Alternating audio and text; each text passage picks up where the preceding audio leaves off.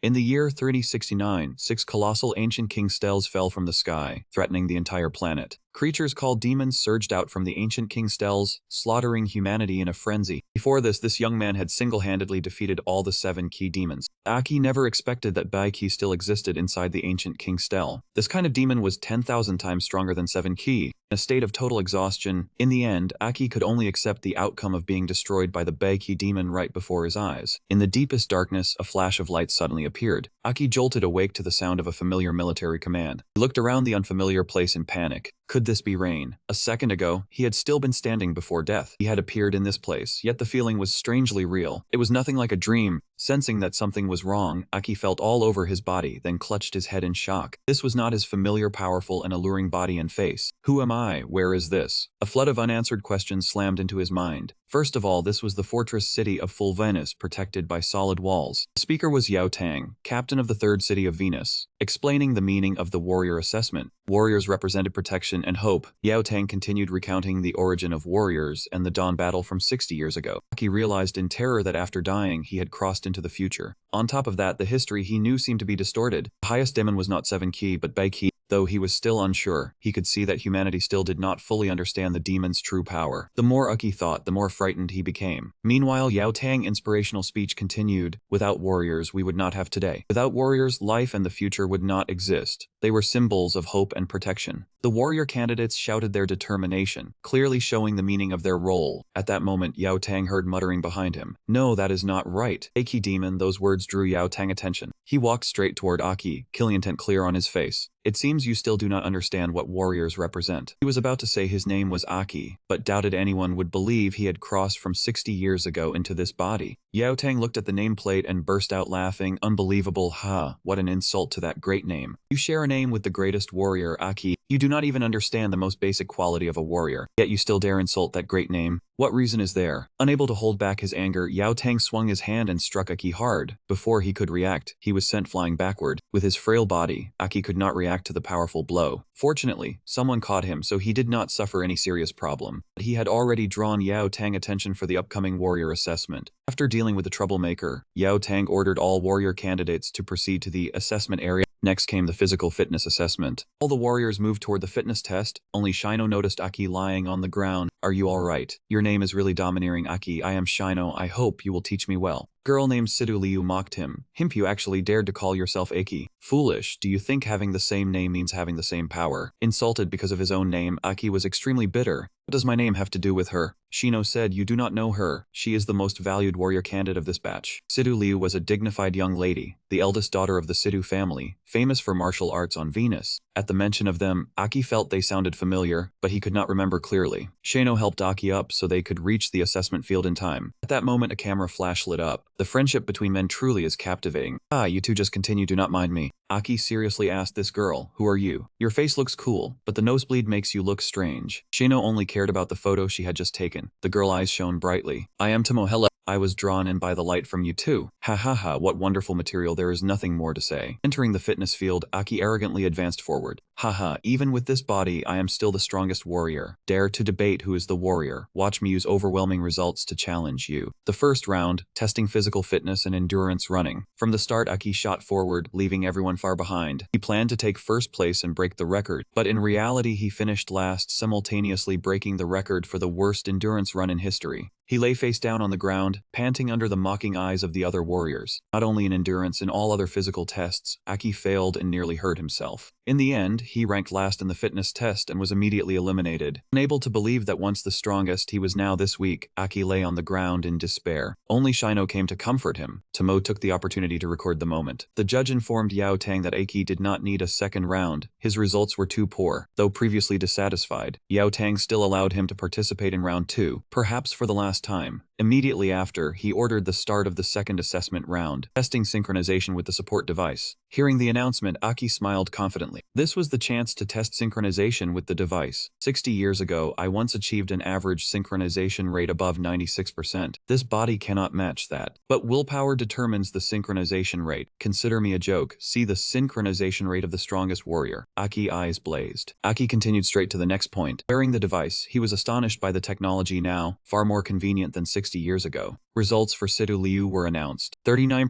synchronization. Other warriors whispered excitedly, likely the highest result this year. An exceptional martial artist is truly special. How can anyone catch up to that outstanding girl? He seemed to shine. Everyone was abuzz with conversation. Aki sighed he had long stopped caring about female affairs. Sidu Liu removed the device and walked straight into the waiting room. Her expression showed that this result did not surprise her. The chatter about her continued lively. Everyone wanted her family background, skill, and beauty. But once inside, Sidu Liu revealed her true nature. She blushed, her face burning hot. Sidu Liu 39%, truly impressive. Everyone saw it. She stood out this time. Though aloof, she remained humble and calm. Aki was surprised at her 39% synchronization. Shino approached and clapped a strong hand on his shoulder. Full of momentum, Aki merely nodded in acknowledgement. Shino asked why he was not nervous. Aki replied that he was used to it, sparking Shino curiosity. The test continued. Many people using the device for the first time showed signs of pain. First exposure, the body endured load and the core power stimulation. Some could not withstand it and quit, needing only above 10% to pass. Some achieved surprising results. Shino reached 24% to 30%, observing the entire process. Yao Tang smiled, seeing a few elite seeds. The assistant reported, 6 people synchronized above 30%, including Tomo. Compared with other C-level, overall these warrior candidates were not bad. At this moment, the inspection area fell silent. Young also had poor aptitude, his eyes focused on the next examinee, Aki. Others laughed at Aki stepping onto the platform, assuming his body would struggle under the load. Haha, first round he ranked last. Aki tried to appear calm, but inwardly he was very bitter. Laugh, little brats, still inexperienced. Later, do not gape, Aki pointed to the red core, the core of power. Demon cores on the battlefield consist of 6 common types: red, yellow, green, blue. Red represents strength, yellow defense, green recovery, blue agility. Especially purple represents illusion energy. Black symbolizes space-time, extremely rare. Black cores are the rarest. That is the synchronization rate. The most important is willpower. Willpower determines the endurance of the demon core and the ability to control it. Before going into battle for the first time, staff asked if Aki was ready. He did not hesitate and requested to start the assessment. As it began, red light engulfed the hall, visible even in the waiting room. Aki shouted, his gaze confident, heart extremely satisfied. Open your eyes and see. Let me show you the synchronization rate of the strongest warrior. Everyone was astonished by Aki results. Synchronization reached 40%, yet he was still not satisfied. 40%. I once achieved a 96% synchronization rate. Increase it further. The light from Aki was now entirely different. Synchronization rate was still being measured. That number kept rising without stopping. In the monitoring room, Yao Tang was so excited, he nearly smashed the glass. It was the first time he had seen the synchronization rate reach such magical heights. When the index hit 80%, everyone began to fall into a state of panic. At that moment, Aki spread his arms wide like a savior. I am Aki, the strongest warrior revered by all fighters. If this core weren't so useless, and this body not so weak, my aura alone would force you all to kneel. This is the gap between me and you. Those kids, at this moment Aki was feeling immense delight, especially when facing those who had laughed at him before. But immediately after, the surging power suddenly vanished, and the demon core also showed cracks. Aki could no longer endure collapsing to the ground. Not good. This body cannot hold. The staff who had just been frightened immediately shouted in anger. What the hell? Turns out the device is malfunctioning. The synchronization rate had dropped to 10%. The secretary immediately reported to Yao Tang, reporting, Captain, the demon core just inspected has broken. Perhaps it was an abnormal core causing data interference. Truly terrifying. Hearing this, Yao Tang sighed deeply in regret. He had thought humanity had produced another superclass warrior, but in the end it was not so. Aki's 10% result barely passed the test. Seeing his pitiful state, the other candidates whispered, I told you it's because of that abnormal demon core. That kind of synchronization rate is nearly only achievable by a captain at S rank. Only Shino hurried up to the stage to check on his newly made friend. Behind her was Tomo, recording everything. This absolutely must not be allowed to happen. Aki was nearly exhausted, face pale, mouth bleeding. I really went and competed with these kids. Luckily he still passed. After recovering a little, Aki sat in the waiting room, carefully reflecting on what had just happened. What was that just now? It felt like something inside my heart drained all my power. Nothing like this had ever happened before. Clearly my will could at least resist up to 80%. Even the lowest grade core shouldn't have broken. Why? His mind was full of unanswered questions. Even an experienced warrior like him couldn't find a reasonable explanation. Just then the waiting room door opened. Aki trembled but still stood at attention. Soon after, Yao Tang entered the room and spoke. Congratulations, you have entered the final test, the real combat rehearsal. You are about to face demons for the first time. Hopefully everyone can safely get through this test. After the encouragement, all the candidates were asked to line up for test area 3. Though barely breathing, Aki still dragged his exhausted body forward. He was so tired he didn't notice Yao Tang's gaze fixed on him. At this moment, Yao Tang suddenly noticed something near where Aki had just been sitting. Picking it up, he realized it was a fragment of the demon core slowly dissipating. Clutching the piece tightly, he watched Aki's retreating figure. You really make me curious, Aki. I want to see how you will perform in this hunting trial outside the walls. After all the candidates gathered, the massive gates of Venus City slowly opened. Children, seeing the scene outside for the first time, began to murmur excitedly. Wow, oh my god, this is the first time I've left the city. He wondered if the area outside the wall was really always covered in fog. Aki was shocked to learn that after 60 years, humans still lived isolated in these settlements. Seeing the inexperienced youths, the examiner sternly reminded them, "Stop mumbling, be quiet outside the city. If you have time, check your equipment so you won't be caught off guard later." Aki carefully checked the perfect energy core he had just received. He didn't think the problem earlier was with it. His power had suddenly vanished, as if something inside rejected the core. But after thinking for a long time, he still couldn't find a reasonable explanation. Could this be a side effect after the dimensional travel? While pondering, Aki followed the group out of the city, stepping onto the ground outside. At that very moment, Aki immediately sensed changes in his body. From within him, a strange signal suddenly emitted. The signal spread continuously, drawing the attention of all nearby demons. It transmitted very far, reaching a mysterious cave. Sensing the signal, a chilling voice echoed in the cave. "No, impossible, it's even higher level than me. Is there a demon higher rank than me?" The images that appeared left Aki stunned. What is this? Are these demons? In an instant, deep inside him, resonance seemed to form. Just then, Sidoliu spoke, snapping him back to reality. "Are you coming?" Aki didn't know how to respond and awkwardly apologized. Seeing the movement, Shino and Tomo also approached. Suddenly, the examiner looked at the four of them and shouted. The four at the back form a team. The others had already prepared and quickly set off. Mo misunderstood, thinking this was Aki's team strategy. Before he could explain, Sidoliu interrupted. "Just don't be a burden." Though appearing cold, she secretly felt relieved.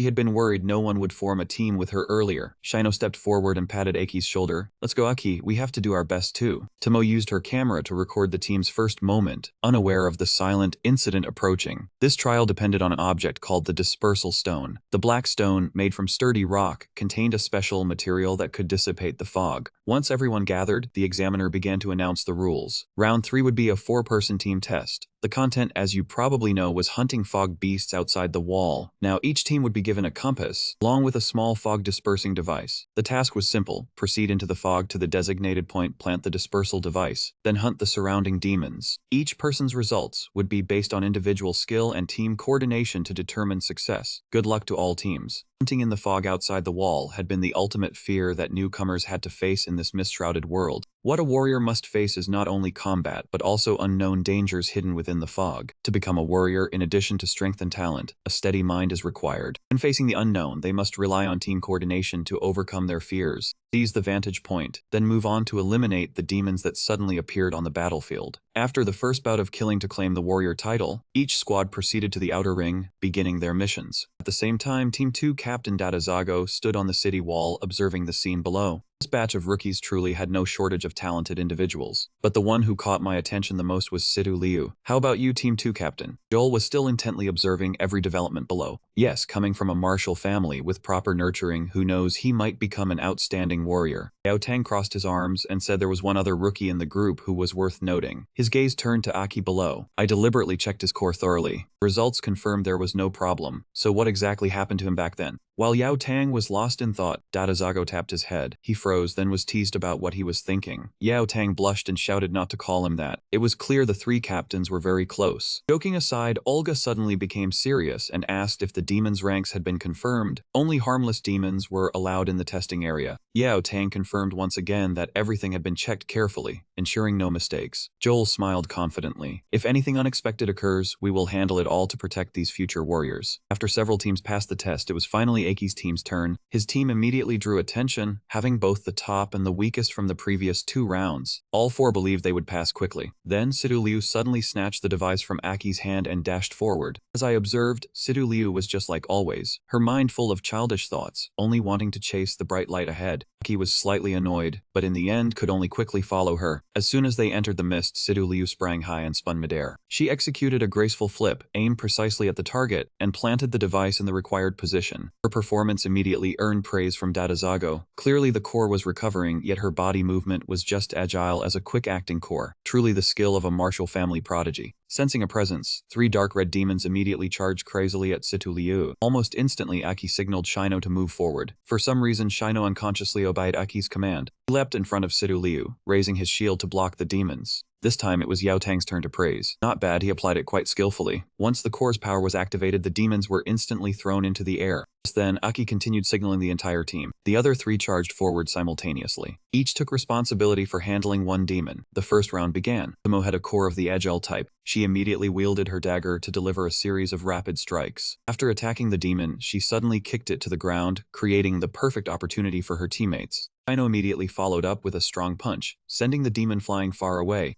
Their smooth coordination even made Joel praise them. Wow, these 2 coordinated better than expected. Especially the girl, her agile blue core harmonized perfectly with her body. The second round was Situ Liu's fight. She took advantage of the demon still hovering midair. She quickly drove her dagger into it. A green light surged from the blade into the demon's body. In just a moment, the demon's body began to swell abnormally. Soon after, it exploded into countless fragments. No wonder she was the best, truly overwhelming. Finally, it was Aki's turn. In an extremely short span of time, Aki quickly identified targets and struck 3 points. They were all the demon's weak spots: neck, chest, and abdomen. But for some reason, not only was the demon hit, he also lost balance, rolling on the ground. Fortunately, Aki managed to plant his dagger in the ground, which stopped him. The explosive power of this weak body was indeed very limited. Taking the opportunity of real combat, he wanted to test the capability of this body. Aki's eyes lit up as he charged at the demon. Relying on his experience, Aki dodged the attack and immediately countered with a stab. His dagger aimed directly at the demon's flank. But due to his current weak body, the dagger could not penetrate as deeply as he wished. The demon was only lightly injured and immediately swung its leg in retaliation. Aki quickly leaned back to dodge, then switched hands to stab its abdomen. In pain, the demon immediately lunged forward, tried to use its massive body to crush Aki, but Aki remained calm. He leapt back, seizing the moment to slash the weak spot, causing the demon to collapse to the ground. Although the sequence of moves was nearly perfect, Aki still found this body too poor. Slow reflexes, low body temperature, and insufficient burst strength. Fortunately, he had experience from countless battles, so this demon was not a real threat. If it were someone else, it would have been over long ago. Aki's playful teasing of the prey impressed Shino greatly. Tomo also recorded everything fully. Only Situ Liu was annoyed as he dared to steal her spotlight. From the 3 captains, all eyes were on Aki. Skinny boy executing such skilled moves was truly astonishing. Yao Tang had been watching Aki from the start, but he said nothing, silently observing. From earlier, he noticed many strange points about Aki. Returning to the test, the judge declared it over. Aki was still panting from the recent moves. His body could not use old skills, and even light movement made him winded, truly too poor. His evaluation was effectively over, then it should be finished. After catching his breath, Aki immediately rushed forward, intending to help the demon escape its pain. Suddenly, something shot up from the ground, piercing through the demon's belly. Fortunately, Aki pulled back in time, avoiding being swept in. Yet the surroundings were covered with vines, leaving almost no escape. The 4 team members looked around in confusion, not understanding what was happening.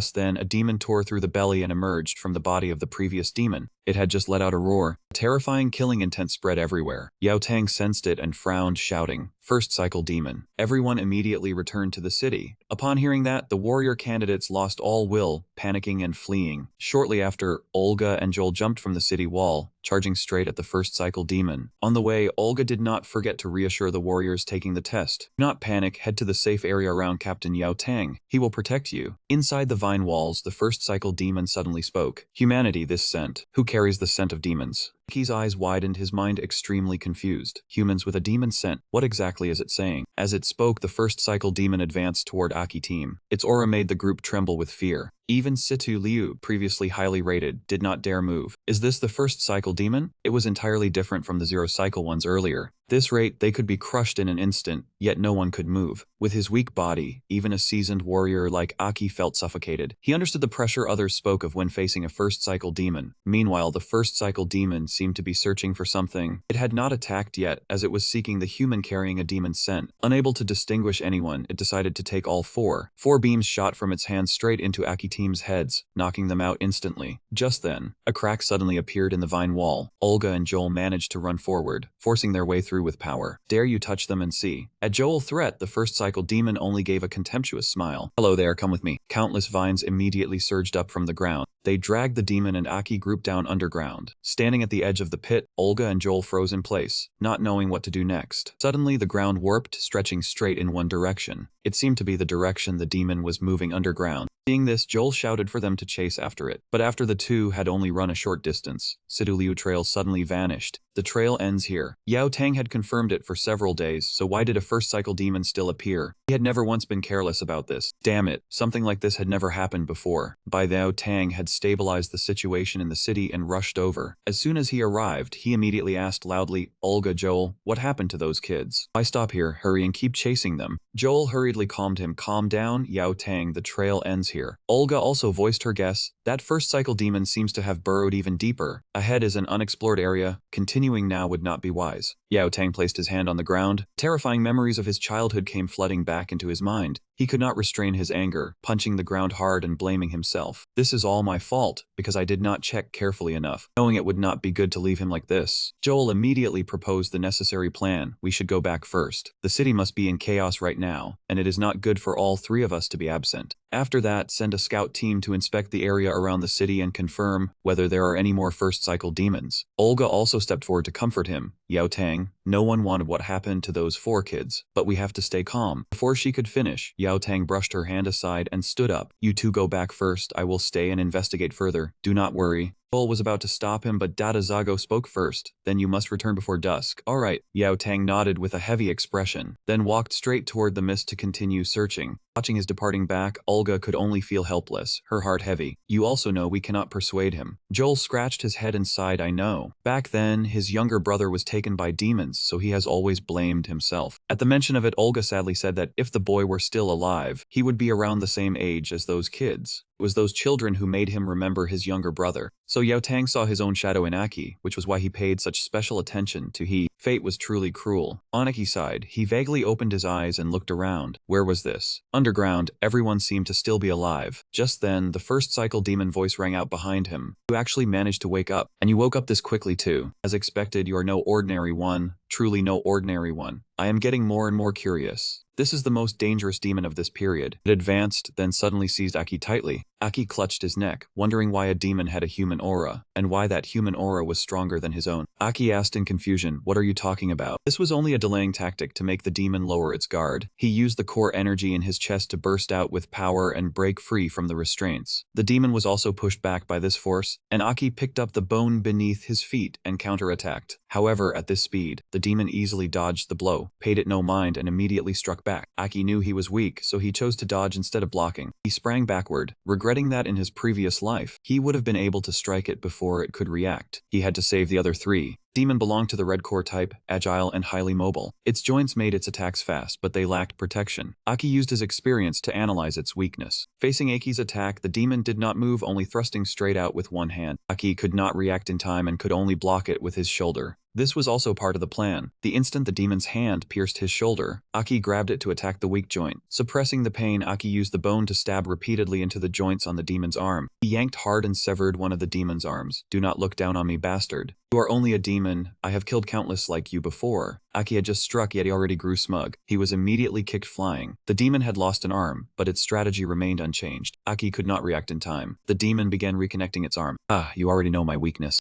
But I am of the wood element, a red core wood element type. Fortunately, I can recover. Aki lay on the ground, barely able to open his eyes. Recovery, not only green core demons could recover, it was an entire element. Over the past half-century, demons had also evolved. Aki was shaken as he realized he had underestimated this race, and the arm reconnected as good as new. He used only one finger, and vines shot up from the ground, piercing through Aki's body. Aki was pushed forward. The demon grabbed Aki by the head and looked down on him, telling him to give up. In despair, Aki staggered. His organs were pierced through, the pain so intense he could hardly breathe. The moment he was pierced, he thought he would die, and his comrades from his previous life would die beside him too. I am sorry, everyone. Haha, how utterly insignificant, damn it, because he had lost too much blood. As he fell into delirium, no longer aware of heaven or earth, the demon sensed him weakening and opened its mouth in preparation. Ah, dead already. Weak humans evolving by eating. At that moment, Aki's aura erupted. The demon retreated and Aki's body began to transform. The core in his chest cracked and the voice was no longer his. You cannot die now or the plan will fail. His final thread of spiritual power was used here, and the demon trembled in fear of Aki's aura. When raged its extreme, 5th stage, 6th stage, core in Aki's chest glowed. His wounds gradually healed and red threads grew from the core, wrapping around his body. Aki's hair turned white. Aki's entire body transformed like a demon. He opened his eyes and a massive surge of red energy erupted, pierced straight through the ground and soared into the sky.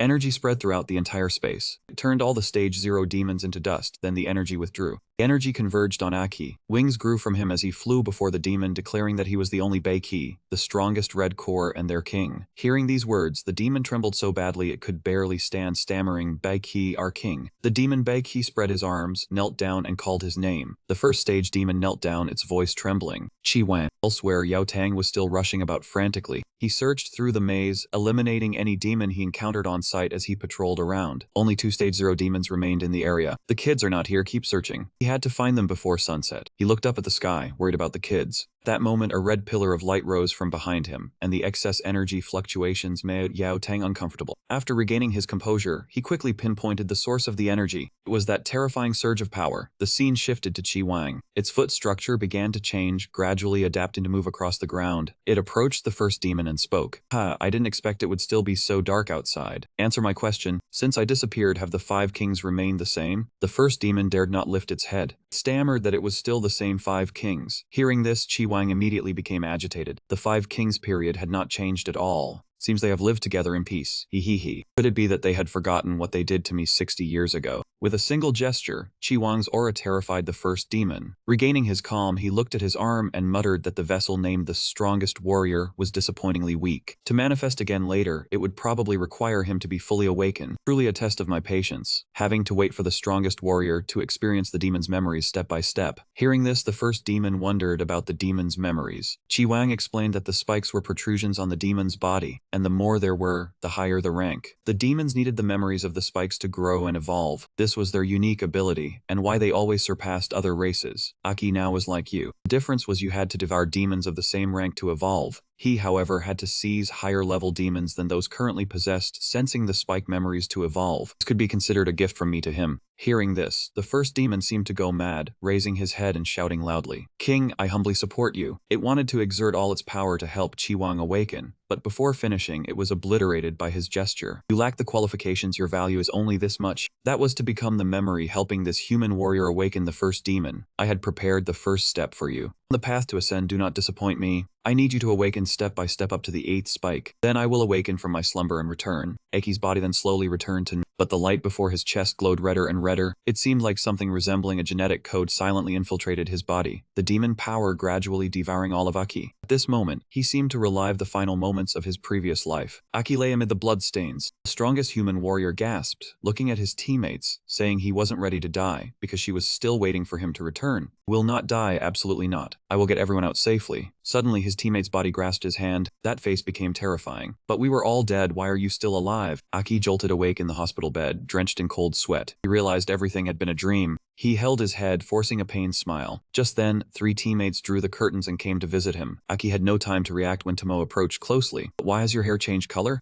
Could the special demon have done something to him? Aki was at a loss for words before this girl, then suddenly remembered something important and asked hurriedly, "Wait, are the 3 of you alright? I remember we were dragged into the demon's lair by the first demon." Just then, Yao Tang stepped forward and interrupted. "Seems you still remember a few things. Tell us what happened in the lair." It turned out the 3 captains were waiting behind the curtain, planning to ask Aki as soon as he woke. Looking over, he recognized that the 2 behind Yao Tang were captains who had once stood on the city wall, yet pretended to ask why they were here. Olga spoke up, saying all 4 rookies had been brought back by Yao Tang. In front of the rookies, Yao Tang whispered for Olga not to call his name that way. Olga winked in reply, causing his strict captain image to nearly collapse, while Shino's group had to stifle their laughter. At this moment, Joel spoke up, saying Yao Tang had discovered they were outside the cave entrance. At that time, everyone was unconscious. Fortunately, the first demon had disappeared. Otherwise, bringing them back safely would not have been easy. Olga handed Aki a mirror, saying the other 3 had woken up first and remembered nothing of the mountain cave. Only he was still unconscious, and some changes had occurred. She told him to try to remember. Aki took the mirror, astonished at his new hair, finally understanding what Tomo meant. "What on earth is happening? After traveling through time, everything is too unbelievable. Regarding the cave, I only remember being attacked and losing consciousness. What happened afterward is unclear. I cannot mention time travel, too troublesome, and they might not believe it. For now, I must continue investigating everything as Aki." After thinking carefully, Aki raised his head and replied that he had only vaguely awakened for a moment, realizing he had been taken into the lair and then lost consciousness again. When fully awake, he was here. Hearing this, Yao Tang was silent. If he had been unconscious too, perhaps I had overthought, but there were blood splatters all over the cave walls, unclear what had caused them. At this moment, Joel approached Aki and asked his name. Same as our great warrior, I have checked your test results. Your physical strength is poor, yet facing demons, you remain unusually calm. Have you fought demons before? Joel's smile was full of implication. Touched on the secret, Aki hurriedly denied, saying he was only interested in fighting and had analyzed the demon's weaknesses. Hearing this, Olga praised his reasoning skills and suggested Yao Tang should train him thoroughly. Mentioning this, Aki immediately asked about the assessment results, whether he had passed or not. Tomo smiled brightly, saying he had passed the warrior assessment and they were still a team. Due to this incident, it was considered fate. Yao Tang assigned the four to the same group. At that time, Sidu Liu, who had been silent until now, mentioned they had fallen far behind the other teams. Aki still did not understand after hearing it. The test had only just ended, so how could they have fallen so far behind? Yao Tang explained that the teams had to take missions to earn points. He had been unconscious for 3 days, so the team score was still 0, and Aki immediately became agitated after hearing that. He thought he had only fainted for a short while, never expecting it to be that long. After Aki fully recovered, his father immediately put on his equipment and got ready, prepared for the coming journey to earn points. At the gathering place, the people were talking excitedly. Just 3 days earlier, they had seen a newly assembled team of young warriors, the hope of humanity. After everyone gathered, Yao Tang said solemnly that he would give a simple overview. First, congratulations on officially becoming warriors. Being able to return safely from the hands of demons is something worth celebrating. As I said, the 4 of you will form a squad under my management. I am the captain in charge of 9 squads, and I hope you will all grow into capable warriors. Hearing this, Aki raised his hand to speak. What does growing into capable warriors mean? The rules for warriors were much more complicated now than before. Strength and status were no longer based on killing demons, but Aki still did not fully understand. Shino spoke up and asked, Aki, have you really never heard of the squad point ranking? Seeing Aki look blank, Shino said their squad was currently ranked dead last, while Sidu Liu remained cold. Yao Tang explained growing into capable warriors means ranking on the squad point board. Squads compete to improve, and since I manage 9 squads, you must compete with the other 8. Through missions of different ranks, you earn different amounts of points, and higher points mean a higher rank. Every month, the 2 highest ranked squads under each captain, 6 squads in total, can take part in a duel, and the squad that takes first place will receive a reward. Conversely, the squad ranked last under each captain must be punished. Temporarily, they will be called the cleaning squad until a new last place squad appears. Aki looked around and praised how clean it was. Yao Tang said, this is the rule. Only competition can bring progress. Demons are constantly evolving. Warriors cannot afford to be careless. The squad can choose Sidu Liu as captain because of her high score. There should be no problem with that. Shino and Tomo agreed. Only Aki felt a little displeased. Why not choose me? I am Aki, the strongest warrior. But Aki only thought this in his heart. His test result had placed him first from the bottom. Sidu Liu stepped forward and shouted, complete the missions, while feeling so happy inside that she wanted to laugh out loud. Before leaving, Yao Tang reminded them, it is still noon. You can look at the mission board to see the points of the other teams. As for the nano wings of your combat suits, figure them out yourselves, and ask me directly if there are any problems. Dismissed. Yao Tang left. Sidu Liu signaled for everyone to follow. We will check the mission board. We have already lost 3 days. We have to work hard. Suddenly, Tomo shouted loudly, wait, there is something more important. Sidu Liu turned back and asked what it was, panic rising in her heart as she feared she had forgotten something important. Tomo said they had to take an official photo first, then prepare supplies after accepting the missions. Tomo stressed that they needed an official photo. This left Sidu Liu somewhat confused. Aki, however, felt this suggestion was not bad, wanting Sidu Liu to keep a memory. The 3 captains observed from a high place. When asked for her thoughts, Olga said wearily that all the demons in the cave were dead.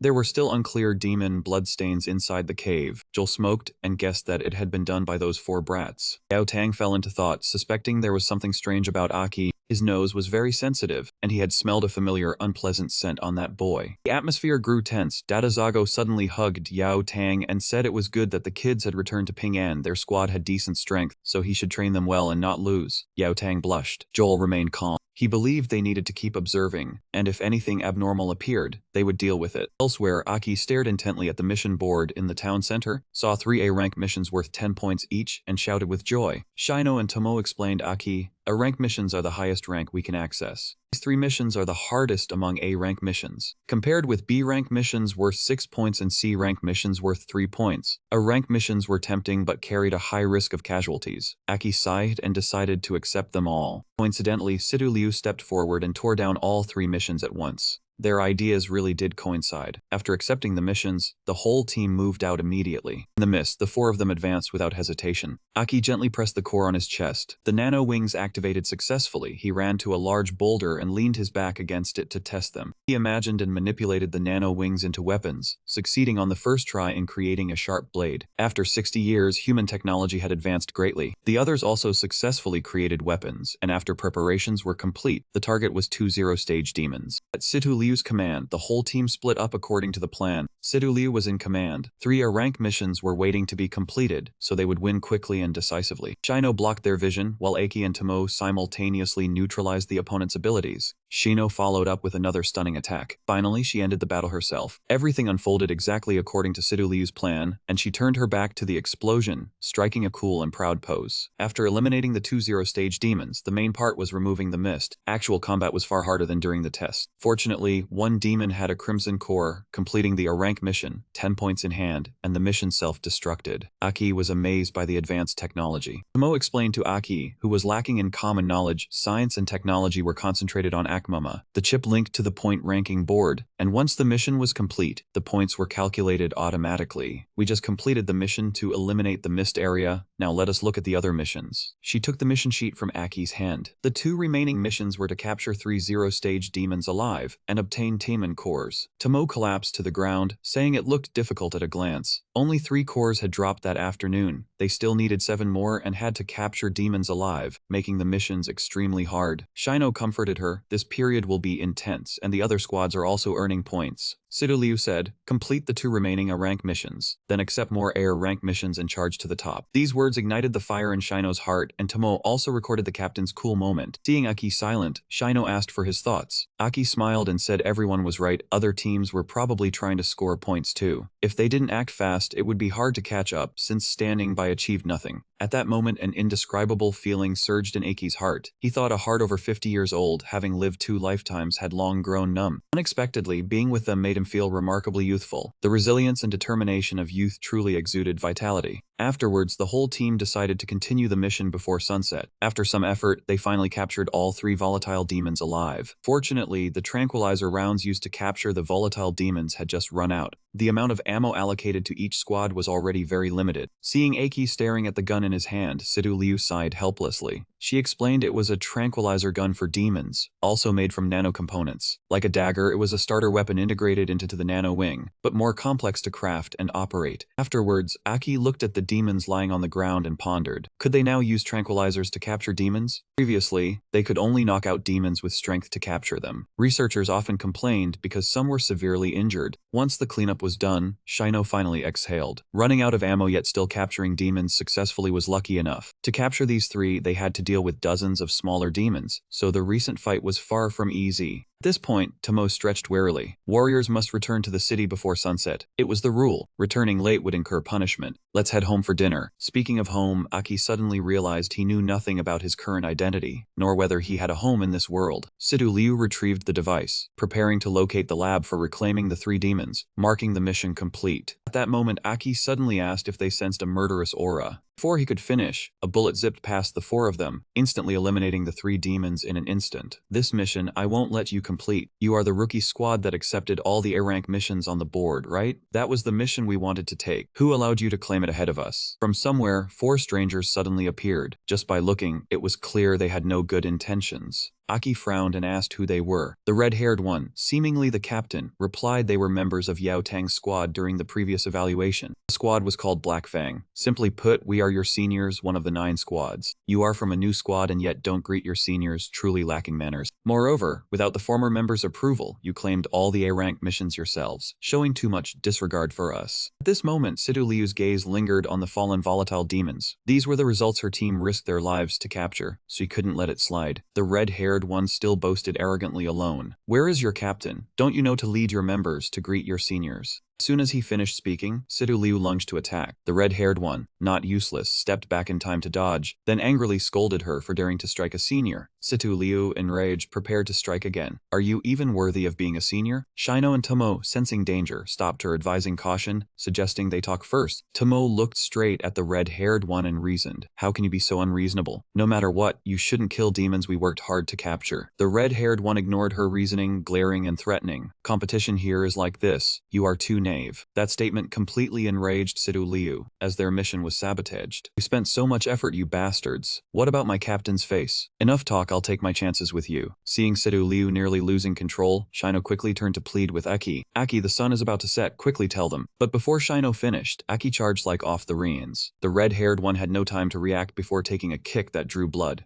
Aki roared that oppressing newcomers was a disgusting rule he had never heard. They had spent so much effort to catch 3 demons, yet it was blatantly ruined. That action silently earned the captain's approval, while others gawked in amazement. The red-haired one trembled with rage at the kick, shouting at being treated this way toward a senior. The entire Black Fang squad immediately readied for battle. Upon command, the remaining 3 Black Fang members raised their weapons ready to attack. On Aki's side, they also refused to yield, immediately taking battle stances. Just as the fight was about to erupt, Yao Tang suddenly appeared and shouted. With a few simple moves, he blocked the red-haired one's and Aki's attacks, then pushed both away. Seeing this, Aki felt a tinge of regret, as he had intended to use this opportunity to gauge the young warrior's skill. Yao Tang exuded oppressive aura, sternly scolding both squads. A group of kids unaware of life and death, fighting with sunset approaching, wanting to become demon bait. The red-haired one immediately tattled, claiming Aki's team attacked first and even dropped his mask. Sidu Liu standing nearby teased, asking if he was a child to report to Captain Yao Tang. The red-haired one was speechless, angry but unable to argue. At that moment, Tomo raised a camera and said she had proof they had killed 3 demons her team captured, yet he still dared to tattle. Truly worthy of a photo hunter, capturing every moment. Hearing this, Yao Tang stepped forward to ask if the A-rank demon capture mission was accepted by them. Sidu Liu reported formally that the mission had been completed but sabotaged by Black Fang squad. After understanding the situation, Yao Tang seemed ready to let it go and leave. He simply said he understood. You may find them outrageous, but what you are experiencing as rookies they have also gone through. How to resolve it is up to you. Ultimately, squads still rely on point accumulation. Apart from intentionally causing injury or threatening life, all other competition is allowed. This is the general rule of the towns. As warriors, you will encounter more awkward situations later. Then, things will not be just low-level training like this. I stopped them not to forbid self-improvement, but because the sun is setting. All of you return to the town immediately. Afterwards, Yao Tang looked at Black Fang. Having their A-rank mission stolen by rookies and then beaten, just hearing it made me lose face. Reflect on it yourselves. The red-haired one, though annoyed, had to leave obediently. Passing by Aki, he paused and asked, "Hey, dare to reveal your name?" The atmosphere tensed like a drawn bowstring until Aki calmly said his name. The red-haired one laughed mockingly. He said Aki dared to share a name with the greatest warrior. Laughing, he put his hands in his pockets, looking dangerous and declaring he would not let Aki's team score easily. I guarantee your squad will finish last this month, and this debt I will repay many times over later. After issuing the threat, the red-haired one put his mask back on and left with his team. At this point, Yao Tang reminded that Black Fang, though not the strongest, was notorious for swift actions. They would surely find ways to intervene or sabotage your mission. Moreover, the Black Fang captain was very skilled with guns. He hadn't even used it yet. Even if you are talented and capable rookies, if both sides go all out, you might not win. Alright, everyone return to the town. Those words made Sidu Liu reflect deeply. She realized her impulsive action earlier might have put teammates in danger. Afterwards, she ordered everyone to return. Passing by Aki, she added a few words. What are you standing there for? Pretending to be cool? That kick was indeed very cool. Seems our friend has his first female fan in this life. On the way back, Shino invited Aki to her house for dinner, but he refused because Aki had other plans tonight to personally capture 3 demons alive. When night fell, all the city gates were tightly sealed and warnings rang out continuously. Attention for your safety, please do not leave the city. In the darkness, a figure was lurking near the city gate. Aki observed carefully and analyzed. The path to the gate only had a repeating broadcast. Few people, the city was closed, so everyone must be at home. The main gate's guard was not as strict as expected. There was only a sign. Was it a lack of manpower, or because no one thought anyone would go out at night? Leaving a crack in the gate was a little strange. Unlike in his previous life, they had paid little attention to whether it was night or not. and sometimes even organized night hunts. Even at night, there was no need to worry about finding demons. Using the coercive method from his previous life to capture 3 Stage 0 demons alive should not be a big problem. The masked man seemed to want to stop the team, but before he expected it, the mission would be complete. He was still a genius. Aki laughed to himself when a human voice suddenly sounded beside him. As expected, Aki turned and saw Sidu Liu leaning against the wall at some point. She looked a little silly but excited. Going out at night to play was truly thrilling, and becoming a warrior really did mean more freedom. After hearing Aki talk about the plan during the day, she knew they would act tonight. She was truly eager to see what it was like outside the city at night. Even as a warrior, she was still a curious little girl. When questioned, Aki blankly tried to deny it. Only going for a walk, my stomach is too full, haha. This was Aki, the strongest strategist of his previous life, the strongest warrior, yet a little foolish in daily life. As soon as he finished speaking, his stomach growled from hunger. That excuse left one completely speechless. With no other choice, he had to admit it. Fine, I only plan to give you all a surprise tomorrow. I wanted to use the darkness to finish the mission before those people could interfere. The mission time has not passed yet. Since you found out, there is nothing I can do. Do not report it. I will go back now. Aki thought Situ Liu had come to stop him and was about to turn away. Somehow, she actually joined in and asked about the specific plan, thinking herself a genius for going outside at night. Just imagining the Black Spear Squad tomorrow already made her excited. Seeing Situ Liu smile, Aki immediately knew something was wrong. High on the city wall, a guard yawned deeply. Every time he stood watch, it was torture. He was so sleepy. Who would go out at night? Could they not just close the gate directly? The guard beside him was eating as he reminded him, do not let the 3 company commanders hear that. The gate is left open for emergencies. Have you forgotten that a few years ago, some people fled to the city to ask for help? The gate opened a few seconds too slowly, and all of them died miserably at the hands of demons. Since then, the city has always left an emergency gap. Life matters most. After understanding the issue, the guard apologized. After that, the 2 of them enjoyed a rare adult magazine. Those 2 soldiers were truly beyond words. While they were doing something obscene, Aki and Sidu Liu slipped out of the city. Ahead was the assessment site from last time, and at night the fog was much thicker. Following Aki's words, the 2 arrived at the place they needed to reach. With a quick glance, Sidu Liu evaluated it. Far from the wall, avoiding detection, the rotten forest was a good hiding place. Aki instructed her on the plan. Lure the monster over, attack the head. Repeat many times until it passes out. Wait for me to come back. Watching Aki disappear into the fog, Sidu Liu felt a little afraid and trembled. Aki was certain, but after entering the fog at night, she calmed down and took a guarded stance. No, I am the same, alone in the forest outside the city at night. Thick fog everywhere, darkness swallowing everything. Whether afraid or excited, she had to focus and prepare to support him. Aki lured a demon over, shocking Sidu Liu. Every time Aki lured only one, reducing the difficulty of capturing it alive. To Sidu Liu, this coercive method she had never heard of felt new and fascinating. She gradually adapted and quickly grew. Following Aki's reminders, the 2 moved flexibly, as if playing with the Stage 0 demon. Demon's head was attacked many times, leaving it exhausted and unconscious. This coercive method of capturing demons alive came from half a century ago. Tonight it was reenacted once more. The process went smoothly, but using pure energy was a test of stamina. After the struggle, Aki was drenched in sweat and panting. This time, he needed to train his stamina. In his previous life, hunting Stage 0 demons had been like playing. Situ Liu dragged over the 3rd unconscious demon, and the final mission was complete. Experiencing hunting for the first time, she was more exhausted than after dojo training. Hearing Aki say to leave the 3 demons here, she was shocked. Aki explained, Stage 0 demons have no intelligence. They do not know how to save their own kind, and they will not approach the wall. Leaving the 3 here is fine.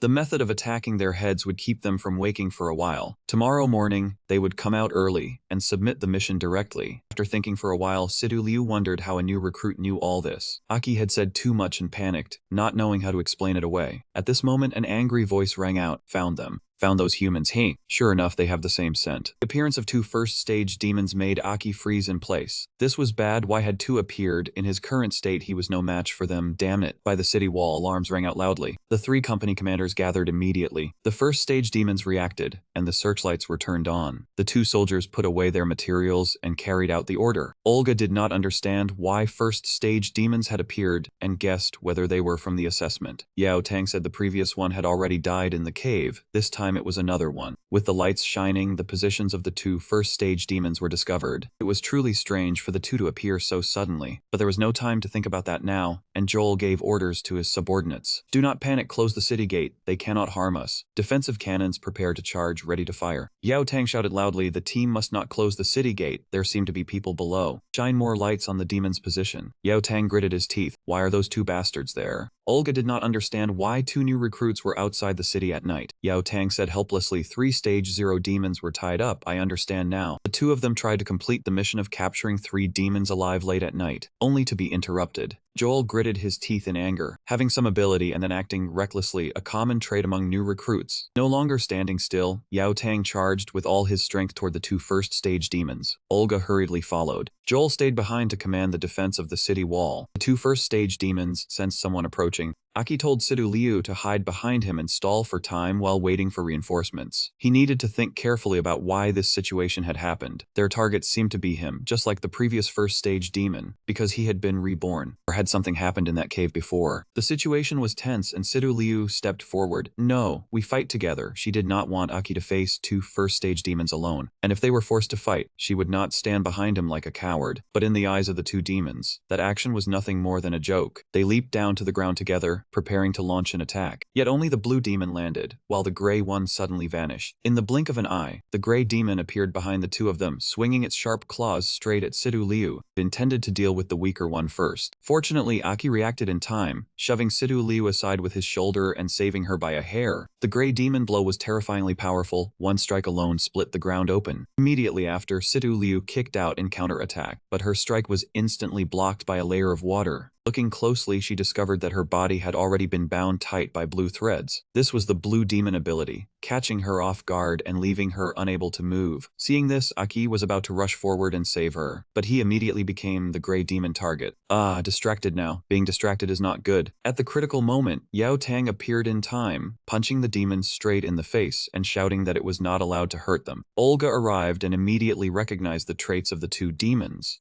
Looks like one is a water-type blue core, and the other is an earth-type red core. The urgent matter now was to save Sidu Liu first, but the gray demon that had just been sent flying came back. Thanks to the layer of earth and stone covering it, it was almost uninjured, secretly relieved that it had nearly taken that dangerous punch head-on. Seeing the deadlock, Joel immediately ordered the defensive guns not to fire, to avoid hitting their own people. Suddenly, a warrior ran over in panic to report, Captain Joel, we discovered a large number of zero-cycle demons advancing this way. Their numbers are too many to count. Beneath the crimson moon, the ground suddenly shook violently. Below the city wall, countless zero-cycle demons had gathered, creating an extremely terrifying sight. Joel broke out in a cold sweat and immediately shouted the order to sound the alarm. All warriors in the city entered combat status. When the alarm rang out, the warriors all gathered at the city wall, carrying the resolve to protect the people inside the city to the very end. On Aki's side, the swarm of zero-cycle demons ignored them and rushed straight toward the town. They had surely been summoned by the 2 first-cycle demons, forcing the 2 captains to end this quickly and return to reinforce the city. Realizing the danger, Sidu Liu shouted desperately for them to leave her and go save the city. She believed everything was her fault, but before she could finish, the blue demon sealed her mouth with water. At this moment, Yao Tang decided not to return but charged straight at the 2 first-cycle demons, with Olga and Aki behind him. Seeing this, the gray demon placed both hands on the ground, causing countless sharp spikes to rise at once. Its targets were only the 2 captains. It rushed forward, sweeping past Aki without attacking at all, as if deliberately letting he continue onward. That incomprehensible action made Yao Tang pause, unable to guess the reason for a moment. But there was no time to think now, because the 2 captains had already been held back by the gray demon and could not advance. At that moment, the blue demon signaled for Aki to follow it, then turned into water and dragged Sidu Liu deep into the forest. Aki stood frozen in place, his heart violently torn. Separating he from the captains, this was clearly a trap. Damn it, he had to stay calm. His current strength was not enough. Though they were fighting fiercely, the 2 captains almost shouted at the same time for Aki not to chase after it, because he was no match for it. Aki trembled, gritting his teeth in anger, but Sidu Liu might die. That look in her eyes felt incredibly familiar to he. Since it had come to this, how could he not chase after her? How could he abandon her? After making up his mind, Aki immediately gave chase with all his strength, swearing to save Sidu Liu at any cost. The demon dragged Sidu Liu a long distance before suddenly stopping. It said first-cycle demons were very curious about human emotions, especially when humans despaired and begged. I want to hear you beg. After speaking for a while, it finally realized it was covering the hostage mouth, so how could it hear anything? To hear her despairing screams, it removed the seal from her mouth and excitedly told her to hurry up, cry for help, and beg. contrary to its expectations, there was only fury in Sidu Liu's eyes. "You think you are worthy?" The demon did not understand and asked in confusion. "Worthy or unworthy? Am I worthy or not?" Although the first cycle demon already possessed intelligence, it still was not very smart. Sidu Liu said she was born into a martial family and would never bow her head before an enemy, either kill her or keep fighting. Understanding at last, the demon angrily kicked her down. "Angry, I am angry now. You are truly stupid, you will have to die." Sidu Liu fell to the ground, her gaze still full of hatred, only regretting that she could not stand up and fight to the end. Right then, Aki caught up and shouted for it to let her go, asking whether its target was he. Seeing Aki, the demon jumped with joy, saying the prey had fallen into the trap. Hearing those words, Sidu Liu completely failed to understand what was happening, her mind filled with questions. Yet the first thing Aki cared about was her condition. With unyielding will, she shouted that she was fine and told Aki to run, because he was no match for it. The demon immediately kicked her to make her stay silent, refusing to let anything affect its target. Seeing this, Aki was so furious his blood boiled, and he shouted for it not to hurt her. If its target was he, then take he in exchange for Sidu Liu. After hearing this, the demon sneered and said there was no need to exchange, because all of them had to die. Its speed was terrifyingly fast, closing in on Aki in an instant. His counterattack missed, and he was struck hard in the ribs. With his current body, Aki could not keep up with that speed at all. The demon turned its body into water and attacked Aki continuously, while curiously saying that he carried a scent similar to theirs. Aki struggled to defend while searching for a plan. This was a water type. The demons of the present had already evolved many more attributes. With this weak body, aside from physical techniques, he could barely use anything. Sidu Liu lay on the ground, helplessly watching the battle, understanding that if it dragged on, Aki would certainly be in danger. Suddenly, she saw a sharp piece of stone jutting up nearby. She could not simply lie there and wait for the outcome, so she used all her strength to crawl toward the stone. At the same time, one of Aki's arms had been firmly locked by the demon water. Though he could not move, the close distance became an opportunity instead. Aki immediately used his dagger to slash fiercely forward. The idea was not bad, but this body speed was too slow, so the attack was seen through. Both of Aki's arms were restrained, while the demon grew suspicious because he had once killed a first cycle demon in the cave, yet was this weak now. It asked whether Aki was pretending. Aki struggled to resist, saying he had no idea what it was talking about. That attitude enraged the demon. It decided to punish he by twisting both his arms, making Aki dizzy with pain and cry out. The demon still refused to stop and wanted to continue torturing he even more brutally. Not honest, refusing to talk means death. Hurry up and reveal the secret inside you. Aki was kicked flying, lying helplessly on the ground, unable to move. It hurts so much. Could my organs have been badly injured? I never thought the day would come when I would be tortured by a first stage demon. Sidu Liu was now trying to break free from the bindings as quickly as possible, ignoring the blood already seeping from her wrists. Demon paid her no attention and slowly walked toward Aki. "If you refuse to admit it, I will deal with you, then eat you to evolve." It had just been about to reach out and grab Aki when it suddenly sensed danger, immediately tilting its head to dodge Sidu Liu's blade. After kicking the demon away, Sidu Liu stood in front of Aki, her gaze turning incomparably sharp. "You are not allowed to touch my teammate. If you want to hurt him, get past this captain first." Aki faintly saw the wounds on her hands and feet, understanding that she had forced herself free. He had never expected that one day a little girl would stand up to protect him like this. Following Sidu Liu's wishes, the demon decided to unleash an even stronger move. Droplets of water shot from its body, gathering into countless sharp needles before rushing straight forward at terrifying speed. Seeing himself become a burden, Aki said weakly, "Sidu Liu, hurry and dodge." But no matter what, Sidu Liu resolutely refused to retreat. She used all her strength to knock away the incoming needles and protect Aki. The demon reached a hand forward, reminding her to watch her feet. The needles that had been knocked away suddenly gathered together, pierced through Sidu Liu, then flung her toward it. The demon grabbed her and revealed a provocative smile. "Want to risk your life? Then I will not kill you so quickly. I will torture you, then make you submit." Vaguely witnessing that scene, Aki felt as if his heart was screaming in despair. Let go, hurry and let her go. How ironic. After living again, he still had to watch a comrade fall into danger before his eyes. In the end, he was still protected by a girl. He could not even protect himself, let alone protect anyone else. Just then, the core on Aki's chest suddenly shattered. Aki's eyes glowed crimson, releasing a terrifying source of energy. At the very least, he could not let a comrade fall into danger right before his eyes. Aki punched the ground, creating a violent shockwave that spread outward. The demon had only just reacted when a black shadow flashed past, snatching Sidu Liu from its hand. Aki had not even directly attacked yet, but the demon's arm was already covered in wounds formed by wind pressure. Aki carefully held Sidu Liu and spoke in a gentle voice. "For your first time as captain, you already did very well. Leave the rest to me." One of Aki's eyes had turned red, making him look completely different from a human. The demon also noticed the abnormal change in him. Our scent is so strong on you. As expected, you have a secret." Aki set Sidu Liu down, then coldly turned back. At this moment, he clutched his head in pain. The surge of power in his chest kept spreading upward, as if it wanted to tear his body apart. Suddenly that surge of power broke free from Aki's body and erupted violently. On his chest, where the demon core had once been placed, a new core now appeared with a special symbol. The moment the demon saw it, it realized in panic that it was a king stage heart. Situ Liu lay on the ground, vaguely sensing something abnormal from Aki, but she was completely exhausted and could only lie there helplessly. After fully releasing that source of energy, Aki's body began to change visibly. The left half of his body seemed to transform into a demon, growing horns and sharp claws. His first stage form had awakened, causing that demon to retreat in fear. In the mist, the gray demon sensed an extremely powerful aura from afar and was startled because it resembled one of its own kind. Taking advantage of its distraction as it looked elsewhere, Yao Tang suddenly made his move. "You lost focus, you insect." Olga also delivered another kick, sending it flying away. Without stopping, the two captains immediately charged forward and attacked in succession. After being struck, the demon staggered for a moment. "Too strong, I cannot resist at all." Before it could recover, it was struck by the combined attack of the two captains, its body suffering severe injuries. Finally, Olga kicked it into the air. Although the demon still had a final breath left, it still raised a hand to touch the core before its chest. "You dare reduce me to this state? In that case, humanity, disappear with me." Realizing the demon intended to self-destruct, Olga immediately stepped forward to shield Yao Tang. She understood that the two of them would find it hard to withstand the explosion of a first-stage demon, so she was ready to sacrifice herself to save her comrade. Just then, it was hit by something. The demon crashed heavily to the ground. Its self-destruction process stopped before it could be completed. The thing that had just flashed past was as fast as lightning and shaped like an arrow. It was a round from a defensive gun. Although the city wall was in extreme danger, Joel still managed to give the order to fire in time, saving the two captains. At this moment, he was still fighting non-stop atop the wall, but no matter how many demons Joel killed, their numbers did not decrease at all. At this rate, they would cross the wall and threaten the city. With no other choice, Joel shouted toward the two captains, "Return to the city immediately. The demons are attacking Yao Tang, Olga." Hearing the news, Olga intended to return and reinforce them at once. "Yao Tang, we have to go back to the city. That place needs us." But Yao Tang hesitated and looked behind him. "What about those two kids?" Olga understood her comrade's feelings, but she still had to speak up and persuade him. "I am worried just like you, but we are not only captains, we are also warriors." Those words brought Yao Tang back to his senses. He could only grit his teeth and helplessly return to the city wall. Elsewhere, the blue demon was trembling. "What are you, one of our kind or a human? You are a first-stage demon." "No, that is not right. You are even stronger." "Why would a human grow horns?" "Impossible." "Why exactly?" Its mind was filled with doubts, because this was far too unreasonable. In contrast, Aki calmly condensed a small ball of light on his finger. "Perhaps this is the meaning of my rebirth, to grasp the power of demons and change everything." With just a flick of his finger, the ball of light flew to Situ Liu and healed all her wounds. Witnessing that scene, the demon was stunned in shock. "Healing, are you wood attribute?" Aki placed a hand on his chest and murmured that the memories from that time had become clearer. "Perhaps it was because I absorbed a first-stage wood attribute demon. If I absorb you, I will also gain water attribute power." As soon as those words fell, countless tree roots grew from the ground, forming a massive throne. Aki stood atop it, spreading his arms wide, looking more and more like a demon. I am starting to look forward to the power of demons." Hearing Aki's words, the demon completely fell into fear. "Absorbed the core of a first-stage wood attribute demon, so he became like us." Looking at the trembling demon, Aki revealed an amused smile. How interesting, even in his previous life, he had never seen a demon so afraid. Because of that, he decided to drag this out a little longer. Branches rose up, wrapping around Aki's legs, helping him move agilely, dangling before the demon. "Now attack with full force. I want to see how much power this form still has." The demon could not endure the repeated question in its head, roaring, "Are you human or demon after all?" It formed a blade of water and swung it forward, but he easily leapt back to avoid the strike. Elemental control. I remember the wood attribute demon I absorbed also had this move. He raised his hand and clenched it. Countless branches grew from the ground, binding the demon in an instant. He did not stop.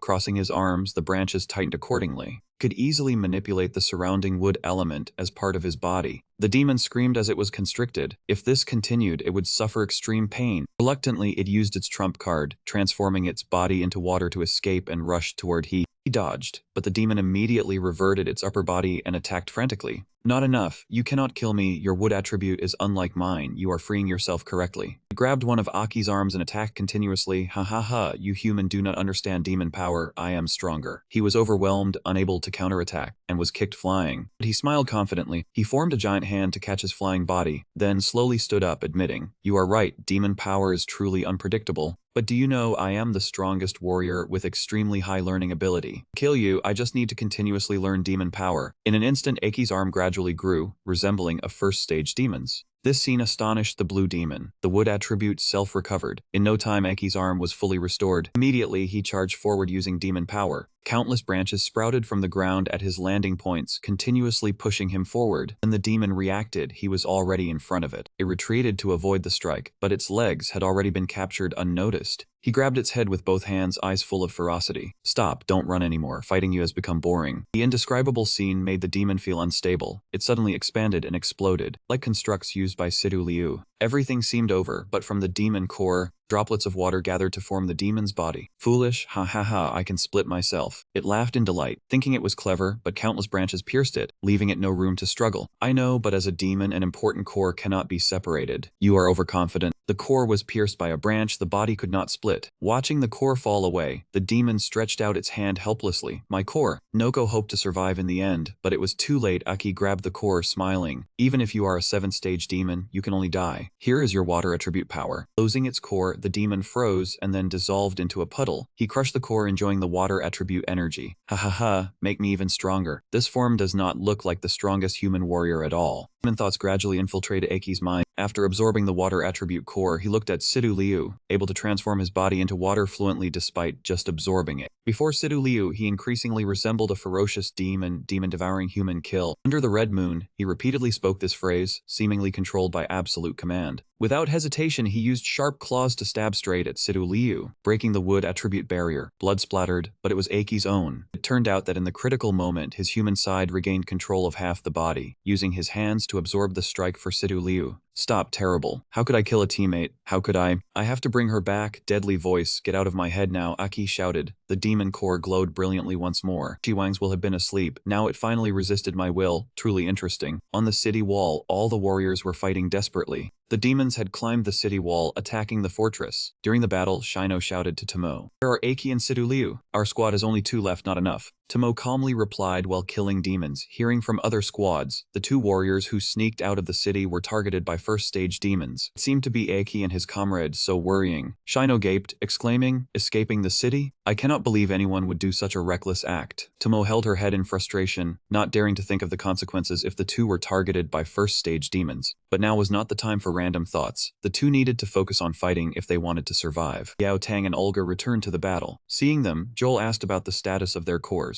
Yao Tang replied while fighting, "The consumption of the 2 is not too great, still enough to continue facing the demons. A warrior's core will be consumed. The more it bursts, the more energy is spent, and actual power decreases accordingly." Luckily, the 2 captains had just combined to fight the 1st-stage demon, cores stable. Otherwise, this afternoon would have been extremely troublesome. Soon, 3 captains had gathered. Olga asked Joel about the next plan. Joel explained the plan while fighting. Killing one 1st-stage demon greatly reduces the attacks of the lower-stage demons. The remaining 1st-stage demon was also absent. The lower-stage demons attacked like headless snakes, chaotic and undisciplined. Although careless, they feared death, which reduced their attack desire, giving the warriors on the wall more time to recover their cores and unleash bursts. Understanding the plan, the energy of the 2 captains' cores exploded. Both leapt into the air and then crashed down like bombs, crushing countless demons into pieces, including the previous attack by the first-phase demon. Today was already the 2nd time the 2 of them had unleashed their core energy. If not for the limits of their bodies, Yao Tang would surely have maintained this state and continued fighting. Yao Tang and Dada Zago turned into 2 streaks of red light, sweeping away everything in their path wherever they charged. The burst state of the red core was indeed the strongest, but a blue core like Joel's was not inferior at all. With astonishing speed, he charged straight ahead, missing no demon. Tomo even stopped to film, thrilled by the captain's strength. Shino watched the 3 captains' fighting styles intently. That was precisely the strength of a first-phase core warrior he had always longed to reach. After a fierce clash, the 3 captains stopped before the city gate. Their physical condition was still acceptable, with nothing too worrying yet. The demons were terrified by the power just now and dared not approach the 3 of them. Taking the chance, Joel ordered everyone onto the city wall. "Warriors, stabilize your condition and continue fighting. The demon tide will definitely be driven back." Encouraged, the warriors immediately regained their momentum, ready to continue meeting the enemy. Joel had just breathed a sigh of relief when his pupils suddenly constricted. He shouted for them to be careful. Something was coming. 3 captains instantly became alert, preparing to face the remaining first-phase demon. From afar, the Phase Zero demons all knelt to the ground at once, forming an empty path. But what appeared left the three captains shocked into silence. Amid countless demons, Aki carried Sidu Liu and slowly walked over. Olga looked at Aki, unable to understand what was happening. She clearly remembered he had chased after the first phase demon, yet he had still managed to save Sidu Liu. Joel was extremely alarmed. Even though the Phase Zero demons had just lost their will to attack, Aki walking straight through them like that was still far too dangerous. Just as feared, the demons immediately charged toward Aki. The three captains rushed forward together, determined not to let their subordinate fall into danger before their eyes. Standing among countless demons, Aki did not move at all. In his current mood, he truly did not want to be disturbed by anyone. With only an icy glance at the final moment, Aki frightened all the demons into retreating, trembling and not daring to advance another step. When their fear rose to the limit, they decided to flee. They understood that if they stayed, only destruction awaited them. The demons farther away did not understand what was happening, but seeing their kind flee, they hurriedly escaped as well. Aki stood in the middle of the demon tide unharmed, without the slightest injury. Seeing this, the three captains abruptly stopped. Seeing the demon tide retreat, the warriors on the city wall thought it was the three captains' achievement and showered them with cheers, but the very people being praised had no idea what had just happened. Was it because of us or because of Aki? Just then, Aki collapsed to the ground from exhaustion. In a haze, he seemed to be lying atop the head of a gigantic demon, amid a vast sea of blood. A voice sounded in the darkness, "You quite enjoy my power, don't you?" Aki did not panic at all, only calmly asked in return, "Who are you?" The voice replied that they had met half a century ago. Aki thought for a moment and realized it was one of the two Baiki he had once seen. The voice suddenly sounded right beside Aki. When he turned, a blazing red demon had been sitting next to him at some point. He called himself Chiwang, the strongest Baiki. Seeing that Aki was not afraid, he understood why Aki could resist the suggestion. Chiwang said he would not harm him for now. Aki did not care, struggling up as he pressed him about why he had been chosen, his body, and everything that had happened. All of a sudden, another Chiwang appeared behind him, embracing Aki's body. You will know eventually. There is no need to rush. As for your current body, it is also my body. For certain reasons, I will sleep deeply for a while. To protect me in the future, try to evolve as close to my perfect state as possible. Hearing those words, Aki was unbearably furious. He gathered all his strength to stand and swung his fist at the demon before him.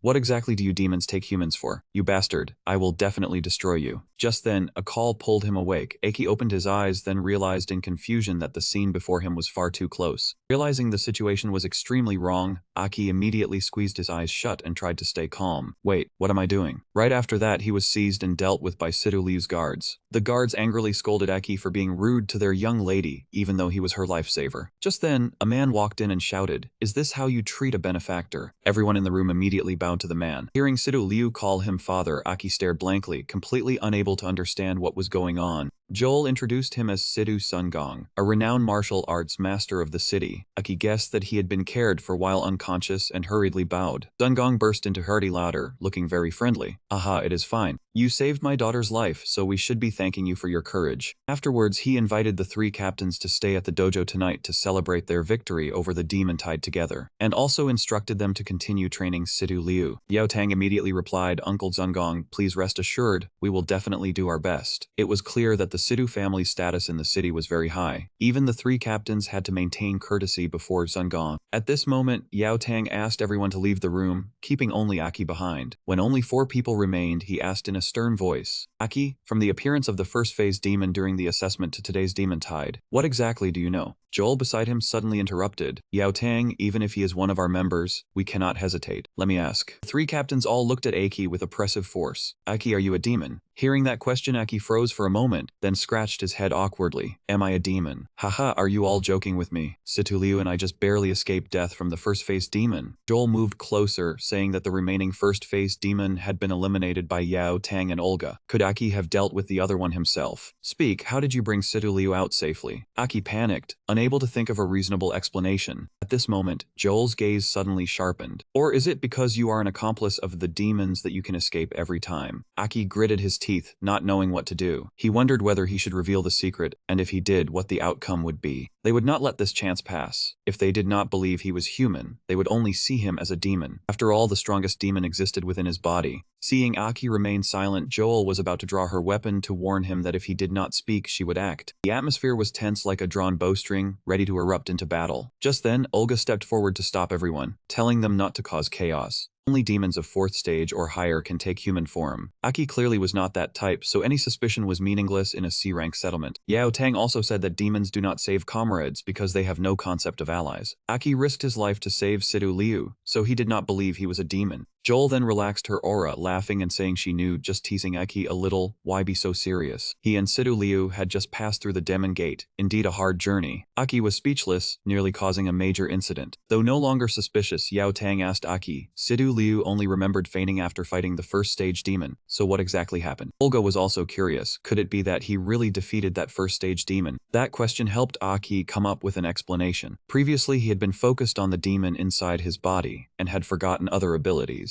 Aki immediately replied confidently that he was actually a genius. Seeing the 3 captains speechless, he cleared his throat and said he could temporarily withdraw core energy to unleash power. Olga asked again, do you mean absorbing most of the core power in an instant, like how we activate our cores? Aki did not hesitate and nodded to confirm. The 3 captains looked at each other and asked further, so both last time and this time he used that power to defeat the 1st stage demon. Aki continued smoothly fabricating. The first time was when he discovered this ability, channeling core power for a sudden counterattack before fainting. This time was the same, he rescued Sidu Liu and only became exhausted upon reaching safety. Yao Tang pondered, if Aki's words were true, the previous shattering of the core on his chest could have been caused by overexertion. Olga spoke, if so, this ability exceeded Aki's current control. It was similar to how a captain activates energy, but training was needed to reduce overload, so do not use it casually before mastery. Yao Tang suddenly interjected, Olga was right, so let me test his ability. Aki, if you claim to be a genius, then I will check a little. Come to the practice arena. After arranging, both went to the arena and left Sidu Liu in others' care. It seemed Yao Tang still did not fully trust Aki's words. Soon as they started, Yao Tang assumed a stance as if to devour Aki. Aki currently had almost no strength to continue fighting. The captain's techniques had been basic in his previous life, but his current body could not utilize them. Aki placed his hand on the core, hesitating whether to use demon power. At that moment, Yao Tang rushed into attack at extreme speed. Fortunately, he reacted in time and dodged the strike. But the force of the kick showed Yao Tang did not intend to hold back. Olga standing outside also had to remind him to be careful. Though many aspects were still weak, Aki's reflexes were still highly rated. Everything relied on Aki's combat experience, and this level was already his current limit. Giving Aki no chance to rest, Yao Tang threw a punch straight at his face, cracking even the sturdy training ground. Fortunately, Aki managed to dodge the blow once again. Unexpectedly, Yao Tang appeared behind him and grabbed him by the neck. With his current weak body, Aki could not break free. Yao Tang swept his leg, sending him flying into the wall. Seeing the situation worsen, Joel was about to stop them, but Dadazago held him back. Yao Tang slammed his fists together and taunted him, "Is this all you have? Then you're not worthy of being called a genius yet." Aki was truly provoked. He disliked being looked down on. After all, in his previous life, every warrior had once revered him as king. If he called himself a genius but could not prove his strength, passing this hurdle would be difficult. Since he had been reborn, he could not keep forcing himself by the standards of his previous life. Aki decided to secretly borrow the demon's power within his body. When he stood up, the core in his chest glowed, and his aura also changed. Without the slightest hesitation, he advanced straight ahead step by step. Captain Yao Tang, now it is my turn to attack. Aki's aura erupted, red energy enveloping his body, his synchronization rate rising from 19% to 30%. Joel and Olga were both shocked as they sensed that power continuing to climb. Yao Tang gritted his teeth and looked at Aki, worry rising in his heart, because this aura showed his synchronization rate had at least surged to 40%. It was still rising. Yao Tang remembered that Sidu Liu's synchronization rate was 39%, and Aki had just surpassed her. A voice rang out, cutting through his thoughts. Aki stepped out of the smoke, slowly approached, and reminded Yao Tang not to lose focus. In an instant, Aki closed in on Yao Tang, swung his fist, and said, "Here I come." He drove a powerful punch into Yao Tang's abdomen, but it was blocked barehanded. Yao Tang could not hide his excited smile. Aki's speed had doubled from before, and his physical stats had clearly increased as well. Aki twisted around and kicked upward, revealing that the punch just now had only been a feint. He kicked straight at Yao Tang's ankle, making him sway and lose his balance. Watching the way Aki fought, Yao Tang had some difficulty, yet still smiled. He knew how to exploit an opening while his opponent was defending to break their balance. Very clever. Aki suddenly launched another strike straight at him, completely without warning. Joel watched the match and sighed in admiration. Such relentless attacks. Where did Aki get such rich experience? A voice suddenly sounded from behind, closing in on Yao Tang. Someone skilled in close combat is no simple matter. The one who had just arrived was Sun Gong, head of the Sidu family's martial school. As soon as Joel and Olga saw him, they called out in surprise, "Uncle Sun Gong." Olga happily held his hand and asked when he had arrived, while he only smiled and said he had just arrived. Joel scratched his head and apologized for borrowing the training ground and causing such a commotion. Zengong sweated as he looked at the damaged ground, while Joel confidently said to let Yao Tang pay for it. Zengong laughed it off, saying he also wanted to see how the boy, who shared a name with the greatest warrior, would handle the counterattack. At this moment, Yao Tang had already grabbed Aki's leg and said coldly, "Caught you." From the beginning, Zengong mentioned Yao Tang's past and was confident he would win. Since childhood, Yao Tang had known how to seize counterattack opportunities, no matter how small, and years of fighting demons had honed his sense of timing, so being caught off guard hardly troubled him. The kid Aki would certainly remember this strike. At the same time, Yao Tang raised his fist, ready to intimidate Aki. Aki was unfazed, smiling confidently. His eyes flashed with power, like a great warrior, as if to say, "I already anticipated this, Captain Yao Tang." After speaking, he jumped back, then slammed his body into Yao Tang. The three people around were stunned by this move. Yao Tang leaned back, clutching his body in pain. He released Aki and stepped back, wary of the kid. Aki also leapt, landing with red-tinged eyes. His bones were strong but his mind fragile. Then he rushed toward Yao Tang. Captain Yao Tang's eyes lit up. His body seemed to transform. He regained his combat stance, emitting a blazing aura. Joel sensed something unusual. Yao Tang seemed to no longer intend to hold back. Large rocks surrounded Yao Tang. Aki had predicted his attack and defense. Instead of worrying, he was excited, eager to test the demon's power once more. His hands extended, manipulating the demon to grasp the stones. In an instant, Yao Tang's technique was destroyed. He hadn't expected this, a true surprise. Aki's figure vanished and appeared behind Yao Tang. Olga was again surprised by Aki's attack. He used the smoke to maneuver around the opponent's blind spot, countering with Yao Tang's move. Joel admired it, while Zengong argued, "Truly an astonishing learning ability." Yao Tang turned, reaching to grab Aki. He told himself, "This is my move, I understand it best." Unfortunately, the match had ended. Yao Tang could not withstand him. Zengong noticed Yao Tang had lost. Aki's fist slammed into his stomach. However, he deflected the punch to the side. Yao Tang was surprised by Aki's strength. Aki slowly retreated to stance. Captain Yao Tang always used grabs as his attack method from the start. "I might not gain the advantage," he explained. "If vision is attacked, illusions can cause misjudgment. This time I took advantage of that." He winked. Everyone understood. Yao Tang only closed his eyes, silent. He wondered, could this be a genius? Zengong watched the fight, exhilarated, his smile unhidden. Aki, this youth was truly astonishing. Those appearing were Tomo and two others. They came because of the noise. Inside, Sidu Liu had prepared plenty of delicious food and a luxurious room. Opening her eyes, she couldn't help but be shocked by the scene. What are they doing? The scene was chaotic. Aki scratched his head, embarrassed, mostly due to Captain Yao Tang. Sidu Liu looked at the wreckage, wondering. Joel asked, "Yao Tang admitted defeat, right? He only made a sound." Aki explained for him, because Yao Tang always fought demons. Suddenly, changing opponents made it hard for a kid like me to adapt. Suddenly, Zengong burst into laughter. He winked with a bright smile. "Don't be formal." Tonight's celebratory feast also began. Aki left, thanking the innkeeper for serving him while hungry. No formalities. He watched quietly. His eyes locked on the kid's back, acknowledging his skill. Brilliant combat intelligence, unlimited potential, still maintaining Yao Tang's dignity. He turned to call Sidu Liu, overshadowing her small figure. He asked her, "The youth isn't bad, are you interested?" She blushed, startled. While later, outside, the moon shone romantically. In the dining room, everyone ate intimately with Zengong. He held a cup, looking at everyone appreciatively. The old man thanked the guards on behalf of the residents, along with the fighters who persevered to the end. Thanking them greatly, he looked at Aki, the talented young one. "Thank you for saving my daughter." Aki stood, holding his cup to toast. Zengong, unceremonious, was about to clink cups when Yao Tang rushed to lightly punch. Aki protested, "I'm of age 18. Doesn't the fighter assessment only involve those 18 and older?" Olga laughed. Yao Tang took the opportunity to retaliate. Zengong smiled, no need for seriousness. Glancing at his daughter, "He's of age already." Making Sidu blush coquettishly, she recalled the earlier incident. Her father clasped his hands behind him, observing the fight, noticing the boy's potential, talent not inferior to hers. Could move the proud heart. Sidu Liu tried to appear unaware but internally screamed, "What kind of remark is this?" Recalling Aki grabbing her clothes this morning. "Don't joke, that guy is truly foolish." Tomo's eyes shone, snapping pictures of the food continuously. "Sumptuous, Shino and I enjoyed too." Shino asked Aki, "How did you repel that most bizarre demon?" "Amazing." Not knowing how to explain, luckily Yao Tang was beside him. He could forcibly trigger the core power, temporarily surpassing his current strength. Olga continued, "Like captains drawing core power, perhaps he unleashed it when life was in danger." She worried it was extremely dangerous, never experienced before. The body endured great strain. Repeated use could cause injury. Joel said earlier we let Aki and Yao Tang spar. He laughed, holding a cup. The outburst astounding, but Aki needed more training, otherwise his body couldn't endure. Aki thought, "If I absorb 2 demon cores, recovery is fast. Even under great strain, the body heals quickly." But he knew it wasn't the time to mention, so smiled it off, letting them think he could absorb cores like the captains. The situation was good. Shino admired. Tomo continuously photographed Eki thanks to his ability. We weren't left behind. Sidu Liu stayed apart from friends, keeping thoughts private. This kid had power, uncertain if he would have saved her then. Yao Tang sat arms crossed, recalling Eiki's nighttime actions with Sidu Liu were wrong, needed punishment. But the following words made both breathe easier, reminding that the squad match continued. They were still last, needing to earn points tomorrow. He clenched his fist, resolutely stating that their squad's goal was naturally to top the leaderboard. After the demon incident that afternoon, a month passed in the blink of an eye. The squad point race had entered a tense phase. After discussion, Sidu Liu decided to find a fat lamb to bet accumulated points on challenging another team, targeting the Hakthuang squad. What, wager accumulated points to challenge? He sneered arrogantly. Have you forgotten last time? He hadn't finished speaking before Sidu Liu cut him off. Fewer words. 10 points single match. Captain Hak Thuong wearing a mask immediately agreed. 10 points. This match equals an A-rank mission, you are bold. A while later, at the small-town arena, upon hearing someone was challenging, a crowd gathered, filling the area. Redhead looked at the two girls on the floor, speaking to caution them, but Aki paid no mind. The spectators kept swelling. Aki glanced to ask why their captain hadn't stepped up. Redhead said for fairness, because Aki sent a girl to compete. Dealing with people like you is already respectable. Hearing this, Aki laughed as if hearing something strange. Is that so? I advise you not to underestimate our captain. His eyes glowed gold, turning to remind Redhead she's no ordinary girl. Immediately after, Situ Liu advanced toward the opponent with overwhelming momentum. Her whole body emitted a green glow from the demon core. To gain points fast, one must strike swiftly. 10 points, bring them quickly. Chi-ong opposite still liked to speak first. She was the eldest daughter of Tudu, known as the unsmiling girl of the family. Sidu Liu didn't want to waste time, instantly lunging at Chi-ong with astonishing speed. Go! An extremely powerful punch closed in right before her eyes, forcing Chi-ong to raise both hands to block. Chi-ong gritted her teeth, thinking, isn't she a 6th rank healer? How is her speed like a nimble blue rank system? Weapon dropped, the plan successfully changed. She thought, everything is going according to analyzed data. These veteran members became fighters earlier than them, but mostly relied on team coordination, so solo skills lacked order. Chi-ong gritted her teeth, channeling energy into her body, forcing her muscles to contract. Sidu Liu immediately transmitted power into both hands. She dashed like an arrow, striking multiple acupoints on Chi-ong, leaving the opponent unable to react. Muscle strikes. Redhead standing below couldn't believe her eyes. Every hit struck flesh and weak joints. In no time, Chi-ong was knocked to the floor, completely losing combat ability. Sidu Liu looked down coldly. Martial arts finished. She flicked her hair, spun, leaving with an extremely elegant demeanor. Two squad members hurried onto the arena amid chatter below. Sidu Liu truly was the brightest seed among the new group. Mo smiled, reminding Redhead to remember to return 10 points to our squad. Redhead's eyes were bloodshot with anger. Not bad. He stepped up, looking at Aki's group with a provocative gaze. Let me? You still dare to fight? Wagger 20 points. Hearing this, Sidu Liu's eyes immediately lit up. Her expression remained cold, but internally she was pleased, intending to activate the demon core again. Aki quickly raised his hand to stop her. He pointed to himself, eyes full of confidence, making Redhead even more annoyed. This match is mine. The opponent, seeing this, grew angry, pointing at Sidu Liu. You have no right. Get out. I only fight your captain. Aki looked at him, smiling as if watching a show. I already said she's our captain. The people behind the target began whispering, "Ha, clumsy provocation." Target pointed directly at Aki, voice full of provocation. Fine, I'll make you lose all face. The group behind panicked. The captain bit the bait. Shino called Tomo. Aki is on the arena now. Target used his power to form a gun. I switched to training bullets. Not dangerous, but still hurt if hit. Aki looked at him thoughtfully. Now even training bullets. Impressive. Before I didn't have this. He stepped forward slowly, confidence hard predict, then aimed carefully. Someone below immediately shouted. Target looked at him, memorizing that face. Trust is good, but he still acted ready to fight. Consider this a standard match now. As for my previous life's weapon, his eyes briefly showed nostalgia. Aki regained confidence, rubbing his hands, then casually said, it's fine, I can use my fists, right? The target was stunned. Even the Hak Thuong squad below was equally astonished. Use fists. What did he just say? Target leaned, laughing mockingly. Haha, want to fight barehanded with me? Are newcomers this arrogant now? Aki twirled his ear, looking annoyed. Talks too much, should have added a soundproof device to his mask. His gaze full of warning. I won't hold back, this time I must reclaim all lost points. Aki's face remained calm, extremely confident. Fine, better give it your all. Below, Shino chattered with Tomo, eager to see their expressions when they learned Aki once repelled a first-rank demon. Her face slightly reddened, recalling her father's words. Looking at that idiot made her think absurdly. Scene shifted to the arena. Now the referee raised his hand. Prepare. The target surged forward extremely fast, speed forming an afterimage in the hazy smoke. He intended to fire rapidly before Aki could close in. Sidu Liu was surprised, realizing he didn't shoot immediately, but used his stance to find an advantageous position. Aki sank into thought. The three captains had somewhat gauged his power, so no need to hide it anymore. To confront the demon within, he needed to quickly restore his former level. No, he had to surpass his previous life. He raised the gun, quickly aiming at Aki. Frozen? Wanna find defeat yourself? No sooner had he spoken than he fired a training bullet forward. The force was certainly formidable. Aki thought he must be stronger to later control the demon within, then gently leaned aside to avoid the shot. His eyes gleamed as he advanced toward the target. He showed no hesitation, preparing to fire the next shot. Immediately the gun was reloaded. He continuously aimed and fired, voice full of provocation. The right hand is just a decoy. Understand, fool. What a coincidence. He intentionally provoked him to test his own abilities, water element. He quickly twisted his body, dodging each bullet. Everyone in the arena was astonished. That man evaded the captain's bullets with ease, his speed fluid, their eyes could hardly see. The target was caught off guard. He hadn't expected to dodge so easily. Truly infuriating. He originally didn't want to use his ultimate move. He dashed toward the target, moving so fast his face was barely visible. Below, someone analyzed the captain's weapon, noting the force concentrated in the energy volume, combined with the enhanced shot. On the field, the target raised his gun, testing if he could dodge the maximally powered explosive bullet, his hand gripping the focus power. He seemed to predict his path. Vines sprouted from the ground, the target startled. Huh? What is this? The bullet shot straight up, everyone surprised. Did Hektung really shoot lie? Taking the chance, he lunged, grabbing the gun and punching the target's hand, throwing him off balance. Continuing the attack, he kicked straight into his stomach. The Hektung team below was worried, the captain. They saw the target kicked far away, setting down his weapon. A loud shout, 20 points recorded. The target paled, hadn't expected the person in front to be so strong. How is this possible? Below the arena, the team cheered, Shino happy. Tomo continuously taking pictures, Sidu Liu crossed his arms thoughtfully. Even he was unsure where that man learned his body technique. Easily gaining 30 points from Hekthung's squad. Challenging and drawing attention from other squads, many young fighters stirred to join. The old team also proactively challenged. After tasting victory, the 4 in Sidu Liu squad applied the challenge rule. Shino and Tomo also easily excelled. Sidu Liu squad won more than lost, points steadily accumulate. Scores rose gradually thanks to impressive speed. By the end of the month, Sidu Liu squad topped Yao Tang team leaderboard, the group stunned, thrilled, earning final duel qualification. The 3 squad finals about to start. Time passed, end of month at the arena, sunny today, voices rang out. Every month this sight evoked many emotions. Squads matured, faces familiar. Haha. Joel pondered, evaluating. Sidu Liu team surpassed Yao Tang in a few days. Surpassing neither squads was no small feat. Olga crossed her arms to share. Heard they used accumulated points to wager, competing with other squads. Winning more than losing, her hair surged, tone slightly reproachful. Also didn't see him coming along. Yao Tang spoke, relying on axe strength to earn accumulated points. Unstoppable, explained seriously. Aki and Sidu Liu, the squad isn't weak. I've been quietly observing them. His gaze shifted. Shino and Tomo weren't bad either. The 3 stopped before the stone door, seemingly at the gathering arena. Joel's eyes gleamed. Years passed. The 3 squad finals had a new team. He added, outside the spirit was intense. Yao Tang reached out, gently pushed the stone door. A blinding light shone, eager to see who would win this time. Beyond the door was the gathering arena, all squads present, eyes on them. Elite squad captain scorned, no fame yet in finals. What were Yao Tang squads doing? A black-haired person whispered, don't let them hear. Elite squad captain huffed, then silent. They were the team that defeated Olga's squad, Elite squad. The light squad captain spoke. Yao Tang's captain across was the new squad that gained highest accumulated points. Thought to intimidate, he crossed legs, mocking. This time was real. The one just now defeated Joel's squad, light squad. Scene shifted to Tomo. She twisted to observe spirit high. Shino prepared, elite and light squad. He explained, strongest squad under Olga and Joel, renowned at Fort Worth. He respected the opponents. Heard, the next 3 major captains would inherit from Yao Tang's 3 major captains, choosing from them. Aki warmed up, stretched shoulders. Interesting, the squad must try. He winked thoughtfully.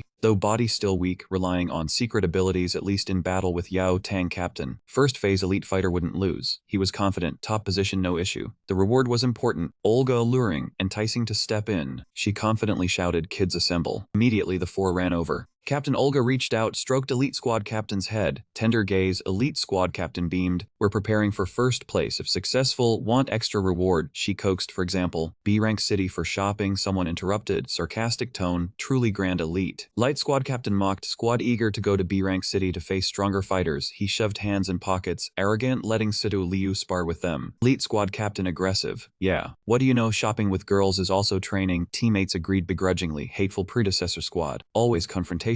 A voice rang, 2 young men appeared, Joel and Yao Tang captains. Joel spoke, you're about to spar to spark love. Elite squad captain with raised brows furious, Captain Joel never serious. Yao Tang looked at Aki's group, shouted, Sidu Liu gather here. Group replied in unison, yes, Sidu Liu leads. Let's go, all squads assemble. Yao Tang introduced a few plays, surely understood each other. No further intro, he seriously explained rules. Final split into 2 phases, team and individual challenge. Finally using evaluation points for first place squad. Olga raised hand, guided specific rules, details explained at start, emphasized willpower, hinted at this reward, winked, the prize wouldn't disappoint. Joel spread arms, excited, first place would go to B rank city for a week of observation and learning. All squads excited cheered, awesome, to B rank city, first place must be certain. Shino looked at Tomo curious, really going to B rank city? What would Tomo do? Looked at old camera, naturally would buy a better one. Yao Tang announced. Captains drew lots. Members frowned, B rank bigger, richer than C rank. Captain stepped up, below good, B rank city not far. B rank had second phase elite fighters. Continuous murmurs, second phase elite. Stronger than 3 A rank captains, theoretically anticipating second phase elite fighters, opposite of nonsense. Quiet around, Aki pondered, hand on chin. Half a century later, still many unclear changes. B rank? In his time no clear ranks, all self-fought, self-supplied. Aki serious, heard Shino say. Favors city C rank lowest. Then B rank, then A. He visualized the hierarchy, city ranks based on strength and fighter rank. First and second phase elite usually C rank. Second and third phase fighters, third phase to fifth phase are A rank city. Magnificent city appeared in Aki's mind. One judged city rank as Seoul S rank city, Dawn center of Hope region, position remembered by Aki, city vast with strongest fifth, sixth, and seventh phase elite fighters. Image appeared, chest bore a mark, strategic concentration strongest among humanity now. Aki recalled the old S rank city, Dawn, Seoul S rank, bright name, compared former command city, unclear, recalled memory. Aki dreamed. Sad, he sighed, 60 years ago after Great War, unsure if city remained, trusted comrades still there. Aki's face sad, missing old teammates, a voice cut across thoughts. Shino and Tomo. Shino concerned, Aki dazed. Tomo pulled his hand, stopped zoning out, prepare to go to the arena. She looked toward the captain. Sidu Liu remained calm, holding slip number 1. First match on the arena. Referee shouted, weapons changed to training tools. Tian Shining battled Sidu Liu. Both squads faced each other, ready for battle. Tomo suggested that our squad still did not have its own name, and asked whether we should come up with one. Shino laughed in agreement. He approved, and Aki also nodded, because a good name would help the squad stand out once it became known. Not bad. After the match ends, we will discuss it further. Sidu Liu looked rather tense. The captain of the light squad looked dissatisfied, criticizing the team for dawdling while still wanting to fight for first place. He ordered everyone find your own target to fight. Leave Captain Sidu Liu to me, and the whole squad behind him answered in unison. The referee signaled the start of the match, and a shout rang out.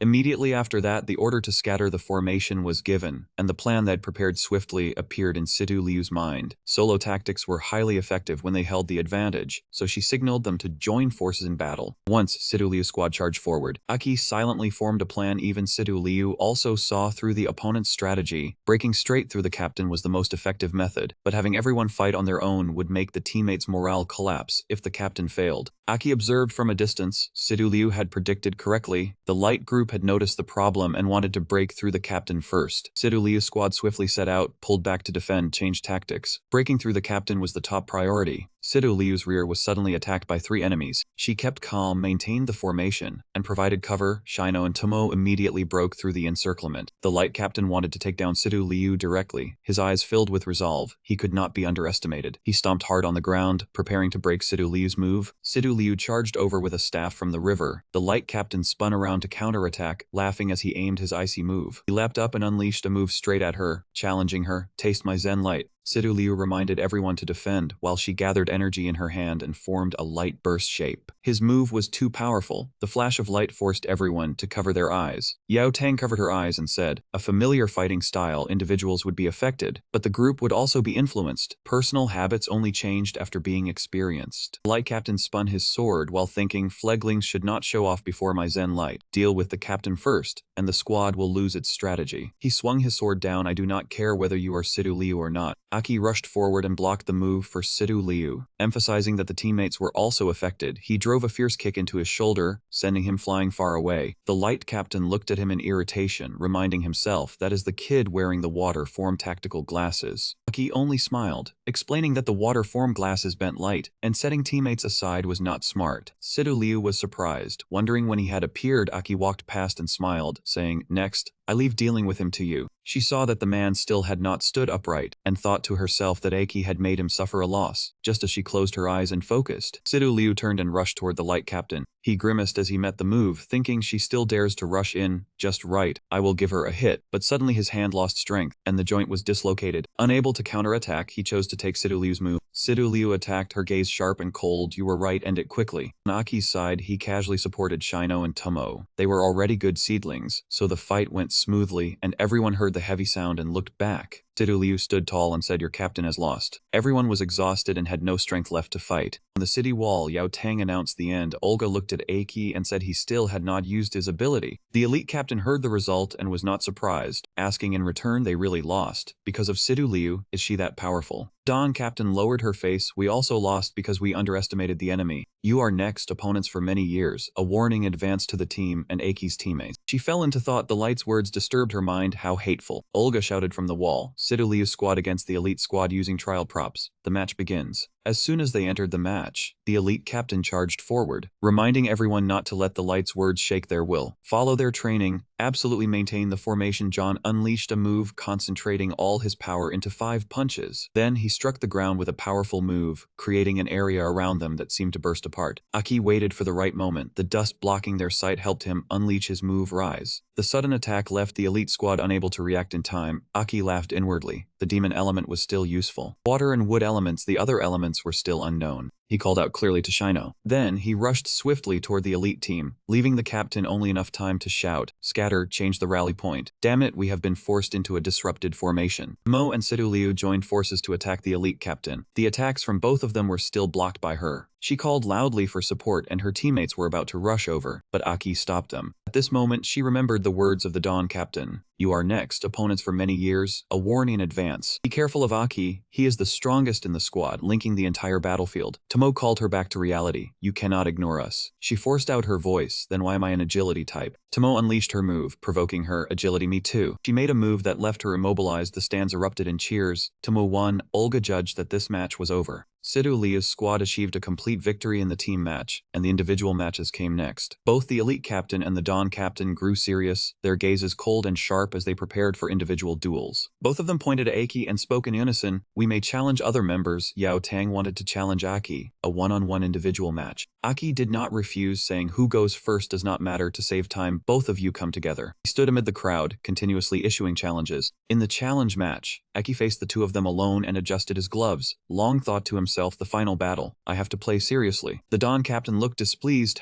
Looks like we have been underestimated. The elite captain put on protective goggles, stood shoulder to shoulder with her, clenched her fist, and declared, I will make him regret that arrogant attitude. Olga, captain of Team Olga, stood on the city wall watching the match and announced, the rules are no different from an ordinary challenge. It ends when one side surrenders or loses the ability to fight. This challenge round, at this point, she raised her hand as a signal and begin. As soon as Olga finished speaking, the captains of the Light and Essence squads immediately split off in 2 directions. As he rushed toward Aki, the captain of the Light squad shouted, do not forget our plan. The captain of the Essence squad glanced at him and replied, so talkative, I have not forgotten. Aki stood still, bending his knees slightly to gather momentum, channeling force until the earth and stone beneath his feet cracked apart, his eyes blazing bright. He charged toward the captain of the Light squad with such speed that no one had time to react. Seeing the 2 figures about to collide, the captain of the Essence squad shouted anxiously, hey, be careful. Do you think I am useless? The captain of the Light squad replied, then gathered his strength, creating a dazzling red beam of light in his palm. Do not underestimate me, you bastard. The captain of the Essence squad looked at him in shock, her heart shaken. Flash, he is starting the plan already. Before the match, the 2 of them had discussed it. The captain of the Light squad said, listen, this time we must join forces. We can only win and cannot lose. Only then will we still have a chance to keep challenging, even to reclaim the place to the B-rank town. I have a sure win plan, he said while holding the glasses out in front of the captain of the Essence squad. Put on these specially made glasses. There is actually only one pair. The yellow protective goggles lay in his hand. He said, these tactical glasses can barely block my light. I want you to use the moment I blind him to immediately attack his fatal weak point. The captain of the Essence squad reached out and took them without the slightest hesitation. She looked at the glasses and asked doubtfully, you are giving me something this good? It is really hard to believe. The captain of the Light squad clenched his fist, his gaze full of determination. That Aki is not simple at all. For the sake of the B-rank city, we have to cooperate. Remember, Flash is the signal. When you see me use Flash, strike at once. Back in the present, the captain of the Light squad was releasing Flash, violent light bursting from his hand. He charged toward Aki, who had crossed his arms to cover his face, and shouted, do not even think of running. This is Flash at 5 times the strength. Spectators in the stands could not look straight at it, and everyone had to turn away to avoid the blinding light. Olga said in surprise, "This kid has compressed so much energy into an extreme flash, even stronger than last time." Joel, standing beside her, commented, "Using up so much energy right from the opening. His core will hardly be able to endure it. It seems he wants to end this quickly." Tomo raised a hand to shield her eyes and said regretfully, "Oh no, I cannot film anything at all." Captain of the Essence Squad stared fixedly at Aki, thinking to herself that guy must have temporarily lost his vision. "As long as I push my speed to the limit, I can defeat him in an instant." Found him. Thanks to the protective goggles, she quickly pinpointed Aki's position. She channeled energy into her arm and rushed forward to strike, preparing to hit Aki head-on. In her heart, she thought, "This blow will knock you unconscious at the decisive moment." Aki's eyes suddenly flashed gold. He turned his head to look at her and said, as expected, "You are the one responsible for attacking." Through the protective goggles, the shock in the captain of the Essence Squad's eyes was clear. Her entire body suddenly froze, unable to move, and fear surged wildly through her heart. What exactly is with this guy's eyes? It feels as if something terrifying has locked onto me, as if I am being dragged down into an icy deep sea. Aki waved his hand coldly and said, "Water element." A stream of water slowly poured out from his palm, then grew more and more abundant. That stream of water quickly wrapped around the body of the captain of the Essence Squad, turned into a giant hand of water, clenching tightly around her body. The impact knocked the protective goggles from her eyes. She cried out in pain. The captain of the Light Squad was already nearing his limit, trembling as he struggled to maintain flash and shouted, "You are the one hitting someone, so why are you screaming?" The flash shone straight into the captain of the Essence Squad's eyes, forcing her to squeeze them shut. She gritted her teeth and shouted, "I am the one being hit here, you idiot. The eye protection fell off, I cannot see anything." Eki controlled the water with one hand to restrain the captain of the Essence Squad, his expression indifferent as he said sorry. Her pincer plan failed. As soon as he finished speaking, Aki immediately used his power to make countless vines sprout from the ground and strike straight at the captain of the Light Squad. With flash rendered useless, Aki used the vines to send him flying out. At the same time, he controlled the water and hurled the captain of the Essence Squad backward. Aki defeated both of them at once, and the force caused dust to blanket the entire arena. Yao Tang stood in the stands looking down, the layer of dust making him tense. Thinking this, he immediately jumped down from the stands into the arena. "Yao Tang," someone shouted anxiously, though it was unclear who. Yao Tang landed safely on the ground. He raised his head and looked toward the center of the arena. Immediately after, his eyes widened in astonishment. Aki still radiated a terrifying aura, like a demon about to devour everything around him. Yao Tang saved people, thinking to himself that this aura left him unable to even find a way to describe it. Aki had already spoken coldly, cutting off his thoughts. "It is over." The dust over the arena gradually dispersed. Members of the Light and Essence Squads hurried over. Someone said, "The dust is clearing." Across from Captain Yao Tang, "It seems someone has won. Is it our captain?" In the stands, a clear voice suddenly rang out, "No." Sidu Liu crossed her arms in front of her chest and continued, "I guess it is Aki." Sure enough, in the middle of the arena, Aki was pushing up his glasses, then raised his head to look at her with a smile. The remaining 4 members of his squad hurriedly rushed down into the arena. Sheno said happily, "Not bad. How did you counterattack in such strong light, and even defeat both of them at once? We only recovered our vision after the light went out, but you had already finished the fight." Aki held the protective goggles he had casually picked up and winked at Shino, saying, "Yeah, I stole their eye protection." He said that aloud, but in his heart, Aki thought, "Good thing I picked them up just now." Shino threw her arms around Aki, vigorously rubbing his head while shouting, "That is just like you." Tomo stood beside them holding her camera, continuously capturing that moment. Captain Sido Liu looked at them, a deep thought briefly passing through her mind. "Aki, why does he always give me such an unfathomable feeling?" Yao Tang calling out to Sido Liu's squad interrupted her thoughts. Yao Tang walked up in front of their squad and shouted loudly, "Stand at attention." The whole squad immediately clasped their hands behind their backs and responded clearly in unison. Only then did Yao Tang stand before them and announce, "Your squad won the match and took first place. Congratulations." Yao Tang looked at Aki and said admiringly, "Aki, you did very well. Every battle you fight surprises me, especially just now, when you were attacked by 2 squad captains at once yet still managed to counterattack." Aki smiled modestly and replied, "You praise me too much." But in his heart he was still very confident. "I am the strongest warrior. Even in this body, I cannot lose to those 2 kids. Relying on experience alone would have been enough to win. Using a bit of ability to end it quickly was really a little like bullying them." Yao Tang's eyes lit up, and he continued, "In short, since you took first place this time, you will also receive a reward. Tomorrow morning you will pass through the underground passage to the nearest B-ranked town and begin a 1-week study period." In contrast to Aki and Sidu Liu's calmness, Tamu was so happy she jumped up, spread her arms, and shouted, "Great." Even Shino could not help clenching his fist and saying happily, "Amazing. That is all for today. Go get ready." One more thing, gather here tomorrow morning. Dismissed. As soon as Yao Tang finished speaking, Sidu Liu squad shouted in unison, understood. The four of them left together. Shino said excitedly, I heard the B-rank town has 3rd stage core warriors. I am really looking forward to it. Tomo immediately volunteered, then I will take photos of you with them. Aki looked at Sidu Liu and asked Sidu Liu, what about you? Is there anything you want to do when we get to the B-rank city? Sidu Liu crossed her arms in front of her chest and replied calmly, still thinking. Joel watched their backs and said with a smile,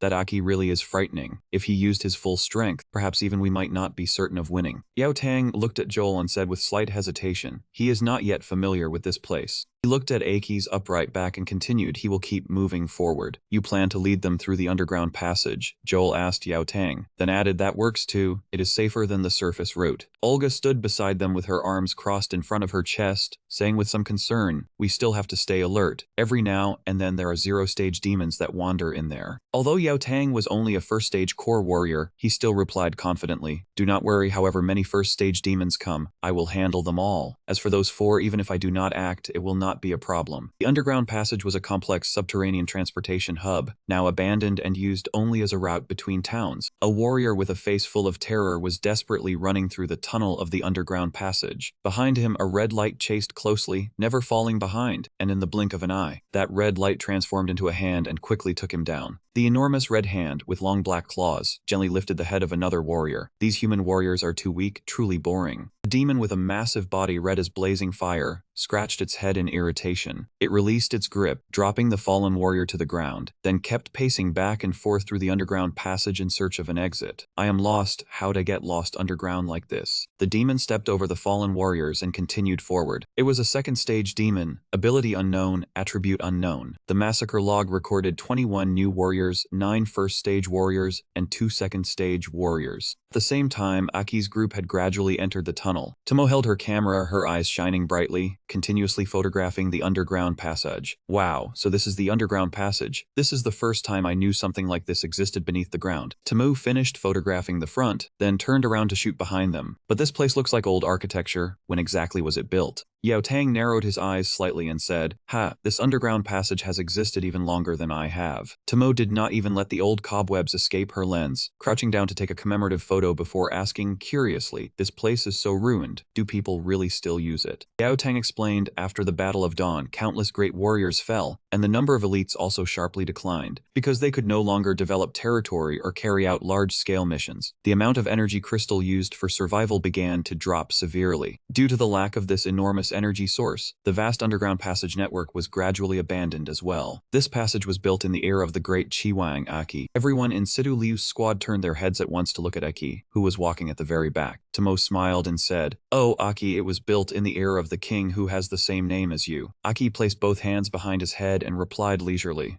that is only how it should be. Yao Tang, walking in front, heard him casually take the credit for himself and immediately grew angry. He could not hold back and turned his head to shout at Aki, what do you mean, should be? You only share the same name. That is not your achievement. Do not use the greatest warrior as a joke. Aki was startled by the scolding, then looked at Yao Tang, scratched his head, and said, Ayo, Captain Yao Tang, do not ruin my mood. Tomo burst into laughter, haha, it feels like Captain Yao Tang's head is about to burst into flames. Shino also laughed freely, hee. Even Sidu Liu, who was usually cold, could not help raising a hand to cover mouth and laugh softly, pf'd, idiot. Yao Tang lightly raised a hand to his mouth and coughed twice to hide his embarrassment. He thought to himself, after staying around these kids so long, I have become too relaxed too. Somewhat losing his image, he glanced at them, then sternly gave an urgent order and continued forward. Aki looked down at the underground passage, sank into thought, then said shyly, this great project was the plan. He once proposed. Aki followed everyone onward. His gaze grew more serious, but Captain Yao Tang, there is something you said that is not quite accurate. In truth, calling it an underground passage is only the surface. The whole thing is a vast underground city network. Back then, it not only connected cities large and small, but was also a safe and bustling trade route. Aki touched the passage, only he had not expected this project to be regarded as a great miracle, and still remain famous after being abandoned. Aki's eyes flashed with sorrow as he looked at the figure of the great king with a regretful expression.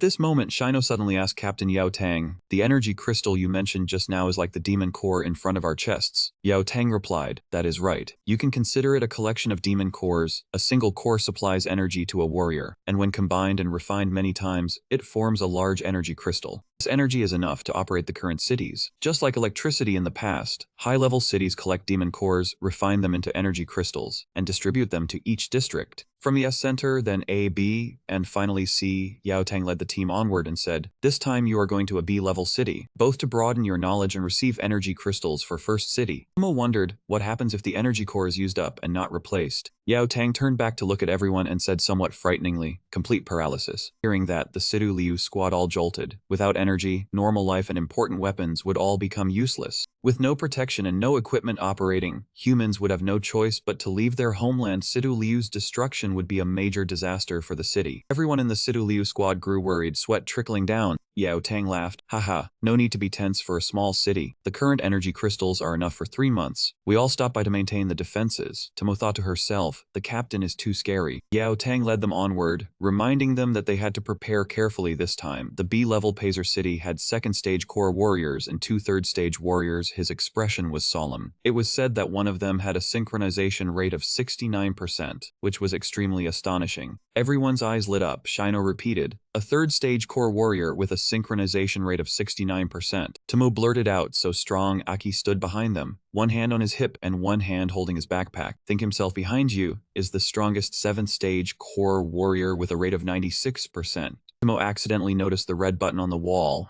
What is this? As she spoke, she was about to press it. Aki hurriedly shouted, "Stop, do not press it." Yao Tang rushed over and angrily knocked Tomo hard on the head. "Do not touch things recklessly." Luckily, Aki was careful. Tomo held her aching head and said, "But that button, I could not control my hand." Yao Tang explained, "That is an emergency closure button used to seal the passage in dangerous situations. The button has a yellow and black warning frame, absolute lockdown. Look up at the passage ceiling behind you. Did you notice it? Once it is pressed, a heavy iron plate will close down, used at the most dangerous moment to preserve the passage and other cities." Aki stood beside them, hands in his pockets, seeing that the important function still worked. Suddenly he sensed a powerful tremor and his brows furrowed. His gaze sharpened, his body alert. Something ahead was approaching. Seeing Aki prepare for battle, Yao Tang anxiously wanted to stop him, but immediately after that, he smelled blood. Aki had discovered it one step earlier. Yao Tang looked at Aki's back and thought to himself, his nose is sharper than mine, but now is not the time to think too much. Yao Tang shouted for them to prepare for battle. "Put down your bags and hold formation." Everyone shouted together. Before their eyes, the passage stretched out in red. "This is blood." Yao Tang was shocked, anxiously looking toward the city. What happened? In the dark passage, a red light appeared. Yao Tang gritted his teeth. What is that thing? A demon. A warrior rushed toward them. Yao Tang and Aki shouted at the same time, "You are a warrior from Pazer City." The badly wounded warrior ran over. "You are people from First City." He had not finished speaking. His eyes rolled back as he looked arrogantly down at the ground. Witnessing that scene, Aki anxiously asked, "What happened to you?" Yao Tang rushed over. "He is wounded." "What happened to Pazer City?" The warrior collapsed and said his final words. "The demon tide attacked Pazer. The city issued an abandonment alert." Yao Tang's eyes widened, unable to hide his shock. Sidu Liu shouted, "Captain, what is a city abandonment alert? Are we going to provide support?" Yao Tang fell silent, then said, "Any city only issues an abandonment alert when all warriors in the city have died in battle." Everyone was shocked and terrified. Aki clenched the dagger tightly, his hand trembling. The city was breached. How many more people were killed or wounded? Before they could react, a golden light shot out from the dark passage and struck the warrior lying on the ground. Aki jolted. "Damn it, I was distracted. I could not react in time." The golden light dragged the fallen warrior and the darkness before everyone's eyes. The demon grabbed the warrior's head, found the target, and walked out from the darkness with him. It bared its sharp teeth and said, "If I do not kill them all, it will be hard to report back." The Pazer warrior still had the strength to say, "Run." Before he could finish, the demon twisted the warrior's neck. The dead cannot speak. The demon slammed its hand against the passage, still stained with the warrior's blood, its sharp-toothed mouth opening again and again as it continued the attack. The demon braced itself against the wall and appeared in the light. Second stage, core, crimson, fire attribute, slaughtered 21 new warriors, 10 first stage, 2 second stage, holding a long whip, a small blade at the whip's tip still stained with blood. It looked at them. It walked toward Yao Tang, holding the end of the whip and spinning it rapidly, the blade forming a sharp golden ring of light. Who should I start with? Sticky fluid flowed out. Decided the blade on the whip shot into a streak of golden light and rushed toward Shino. Shino had no time to react, standing frozen, eyes wide as she watched the blade draw near. A red streak of light flashed past. Yao Tang rushed over and blocked in front of Shino, both his hands making contact with the blade to stop it. A loud explosion rang out. The blade bounced into the passage ceiling. The demon scratched its face. Oh, you are pretty good. Much stronger than before. Yao Tang's arm that had just blocked the blade was bleeding. He panted heavily. A second stage fire demon is stronger than me. Damn it, I cannot block it again. Yao Tang gritted his teeth. Right now I have to prioritize protecting the kids. I no longer have the strength to think too much. That is all. Yao Tang tightened his grip on the hands of Aki's 4 teammates. Sidu Liu, Tomo and Shino turned back, pouring all their strength into running the other way. The demon immediately sped up in pursuit, trying to run. Lashed out with the blade attached to its long whip, chasing them step by step. Its immense strength made even Yao Tang struggle to withstand it, and he hurriedly shouted, "Press the button, hurry through the door." The demon showed no mercy, charging in to attack Yao Tang before he could pull everyone through the door, putting them all in danger. At that moment, Aki suddenly stopped and used all his strength to shove Yao Tang forward. Before the demon could choose its strike, it rolled several times, while the 4 were pushed through the door and fell face first to the ground. Several cries rang out. Shino and Yao Tang shouted Aki's name at the same time. Yao Tang turned back and saw Aki stab his dagger into the ground to stop himself, the demon closing in behind him. Just survive a little longer, I already said it. It charged forward, and everyone was in mortal danger. Aki stood up, glanced at the demon, then turned to face it directly. One hand held the dagger, while the other smashed the protective cover over the button and pressed the red button directly. The door behind him descended at once. Aki, Situliu shouted, rushing forward, "Be careful, hurry over here." Aki turned toward her, his face utterly calm, as the demon drew closer and closer. By the time the door sealed shut, Aki and Situliu both tumbled to the ground. Situliu stood up and pounded the door wildly, calling Aki, "Are you still all right?" No answer came. Yao Tang's face turned pale as he recalled Aki's words before pushing him away. Protect the 3 of them. Looking at Situliu, Tomo and Shino, his expression unreadable, he said, "Calm down, Aki created a chance for us to live. We cannot waste his effort. This place is dangerous. We must leave immediately." Shino shouted, "Captain, that is a second stage demon. Even Aki will struggle against it." Tomo followed, "Exactly, we cannot leave Aki behind." Sidu Liu slammed her fist against the door, shouting to break it open and save Aki. Yao Tang explained that the door was made of special materials, reinforced with alloy, able to resist a third stage demon. It is not easy to break, its security is excellent, and sounds from the other side cannot be heard clearly. Unfortunately, we can do nothing. Shino anxiously wanted to rush forward, begging him to reconsider. Tomo agreed. Sidu Liu clenched her fist and changed plans, returning to call Captains Joel and Olga, asking Yao Tang for orders. Yao Tang closed his eyes and said helplessly, "No, even Joel and Olga cannot guarantee it." Then, as if thinking of something, he opened his eyes wide. "Right, there is still one path. Follow me back." Yao Tang led the squad, rushing quickly to the passage intersections, one of which led to the A-rank Gen stronghold Brian, where they could seek help. Yao Tang stopped before a main passageway junction. So everyone rushed into the passage at full speed, choosing this route, bypassing the door in B-rank stronghold. "We believe Aki will survive." On the other side of the door, green demon blood splattered up, and it was shocked by Aki, a warrior who looked weak yet could injure it. Aki pulled out the dagger and kicked the demon flying. He braced one hand against the ground, equipping his demon form, blood-red horns appearing on his forehead, no longer hiding his power. The demon looked at Aki, confused, human or demon. Aki smiled, "I'm not sure, but you'll have to try harder. Right now I'm only curious about your fire attribute." As soon as he finished speaking, Aki released his power, his eyes blazing. He licked his lips, looking crazed, a red aura surrounding him. The demon was shocked. His aura surpassed even the first stage. Aki completed his transformation. Countless vines grew around him, rushing toward the second stage demon. The demon was unafraid and roared, "If you are a first stage attribute user, then my fire already counters you." Flames surged up, burning away all the vines controlled by Aki, and the sight stunned the demon. Aki stayed silent and calm. The demon did not know danger was closing in. It ground its teeth, its mouth glowing red with fire. "I will eat you and turn you into my power."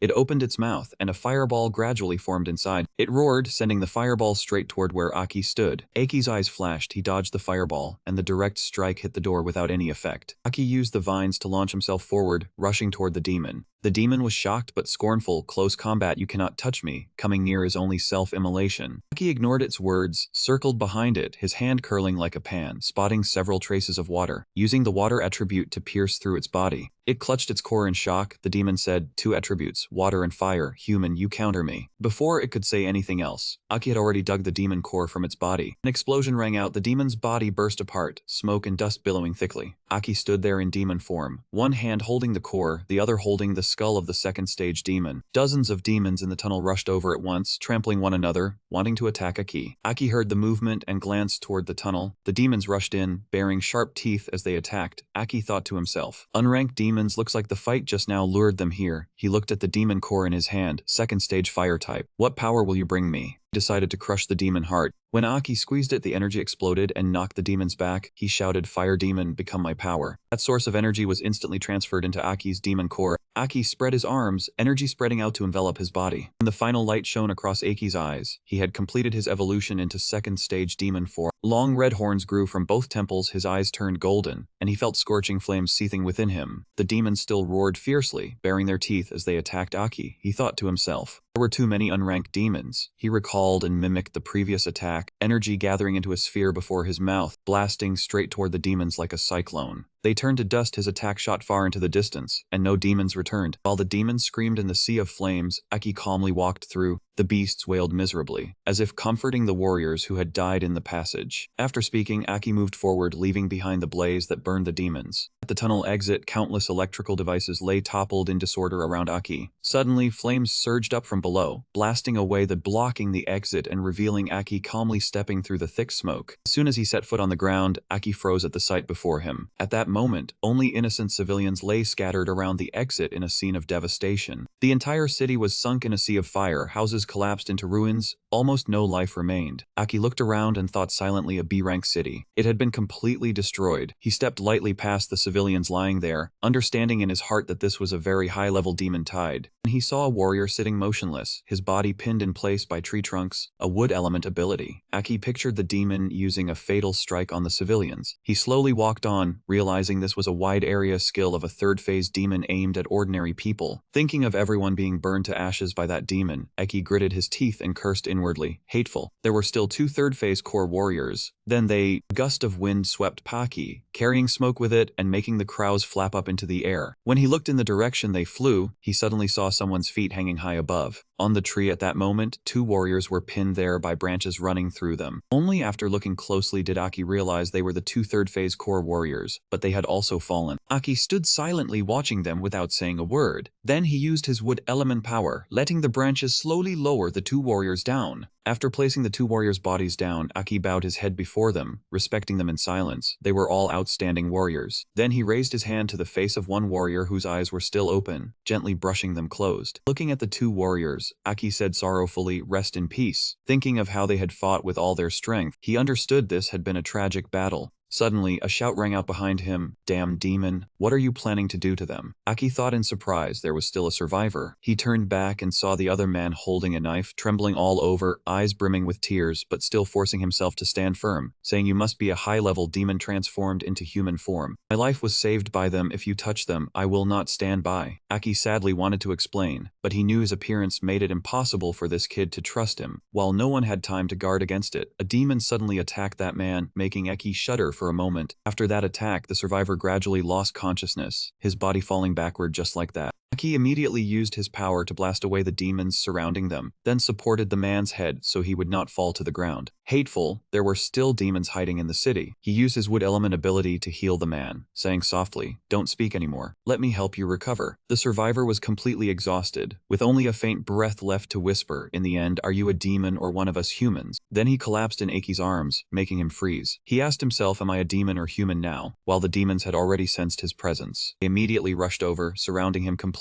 Aki slowly stood up, whether he was a demon or human. He looked over the demons and frowned slightly. There was one thing that would never change. He absolutely had to wipe out all these demons. The instant they began charging forward. It was also the moment the flaming wings behind Aki completed their transformation. He stomped hard on the ground, cracking it wide open, then shot like a rocket into the encirclement, soared high into the air, and released fireballs that swept the demons clean away. He lightly landed at a spot not far away. He turned back to look and muttered, "So the flames behind my back don't just increase speed, they can also fire explosive sparks. Too bad I still can't fly." He continued unleashing moves at the demons. "Try this." Those struck could not resist and were blasted high into the air. Aki instantly charged over, quickly reaching out to seize the throat of a demon suspended in midair. If he poured flames into a demon's body, he channeled his energy into it, causing sparks to begin flaring up inside. He hurled the demon hard to the ground and shouted coldly, "Go back where you belong," then chuckled softly, surprise. Immediately after, the demon thrown down suddenly exploded, making the ground shake violently. Aki looked at the scene and smiled with satisfaction. Compressing flames into a demon's body can turn them into bombs. Elemental power combined with the right thinking really can create many uses. Seeing their own kind brought down so miserably, the demons looked at Aki in terror, roared, then turned and fled. He glared absolutely no mercy. Without another word, he rushed straight toward the demons like an arrow. As soon as he landed, he stabbed his hands into the ground, creating two pillars of fire on both sides that burned the demons to ash. Standing amid the sea of fire, Aki coldly watched them wither away and said inwardly, "Too late." A moment later, every fleeing demon had been eliminated. He thought of the squad. Sidu Liu had been looking forward to this trip. Yao Tang still needed to obtain the energy crystals. He did not know how they were doing now in Fulverus town. The energy core could only last 3 more months, but the road to Peacer had already been closed. If the crystals were not brought back, the whole city would be in danger. He had to find the storage warehouse here first. Thinking this, Aki observed the surroundings, but saw no path. He frowned in calculation. He could not wander blindly. He had to rely on the resources at hand. Then his eyes suddenly lit up. He summoned roots with his ability, just in time to make use of his wood element power. He controlled the roots to probe everywhere. Energy crystals were a fusion of cores. Perhaps they would release special fluctuations in this city. After locking onto the crystal's location, a moment later the roots dug deep into the earth and began searching. When he sensed they were about to touch the target, Aki immediately increased his power. Roots finally discovered the energy crystals. Aki turned back overjoyed, found them. Aki immediately rushed forward. Seeing a large pit in the ground, he thought, there are extremely weak energy fluctuations below, it must be well protected. Without the slightest hesitation, he jumped straight into that pit. While falling, Aki saw the energy crystals and was astonished. Oh, there's even a cavern underground. Aki landed lightly, raised his head to look at the energy crystals and sighed inwardly. So this is the transmission system of a B-rank city. How magnificent. But at that very moment, a sound came from behind. Warriors, please defend the crystals to the death. Warriors, please. Aki turned back and realized it was an automatic transmitter. So this was where Sidu Liu guarded the crystals. He hurried over there, not knowing how many were stored inside, and had just stepped in. Aki's eyes widened in shock at the scene before him. Beyond the door, only desolation remained, bodies scattered everywhere. They were the ones who had tried to protect the crystals. Seeing this, Aki clenched his heart in fury and cursed inwardly, hateful, damn demons. He stepped forward, observing his surroundings, the soldiers still desperately protecting the crystal. He touched the crystal, attacking with intent. The demons here aimed to destroy it. Smarter than before, he sighed. This place no longer had a perfect crystal. He needed to find an underground base to obtain equipment and supplies. He gritted his teeth determinedly. He had to bring the energy crystal back. If the captain of the local post encountered trouble, Fulverus City would face great danger. Aki quickly concluded, within 3 months he had to find a new stronghold and bring the energy crystal back to Fulverus City. The equipment room door alarmed. A flash of light appeared behind, shining straight ahead. Aki pressed the accelerator hard, the wheels rolling fast over the ground, the vibration echoing. Like the wind, Aki drove straight forward. He accelerated, the starting command resonating in his mind, heading to find the new stronghold. Sitting in the vehicle, Aki pondered. The stronghold remained unscouted. The fog would thicken by evening, only moments away. He reached the desert, the former large city buried in sand, ruins of architecture once inhabited, now perhaps a resting place for demons. Driving, Aki looked at the map and muttered. The next stronghold was marked. Perhaps this direction was correct. While moving, someone observed him. The person quickly pulled a knife to cut ropes. Fallen tree trunk startled Aki. He swerved to avoid, using his skill driving to sharply maneuver around the trunk. He avoided it just in time.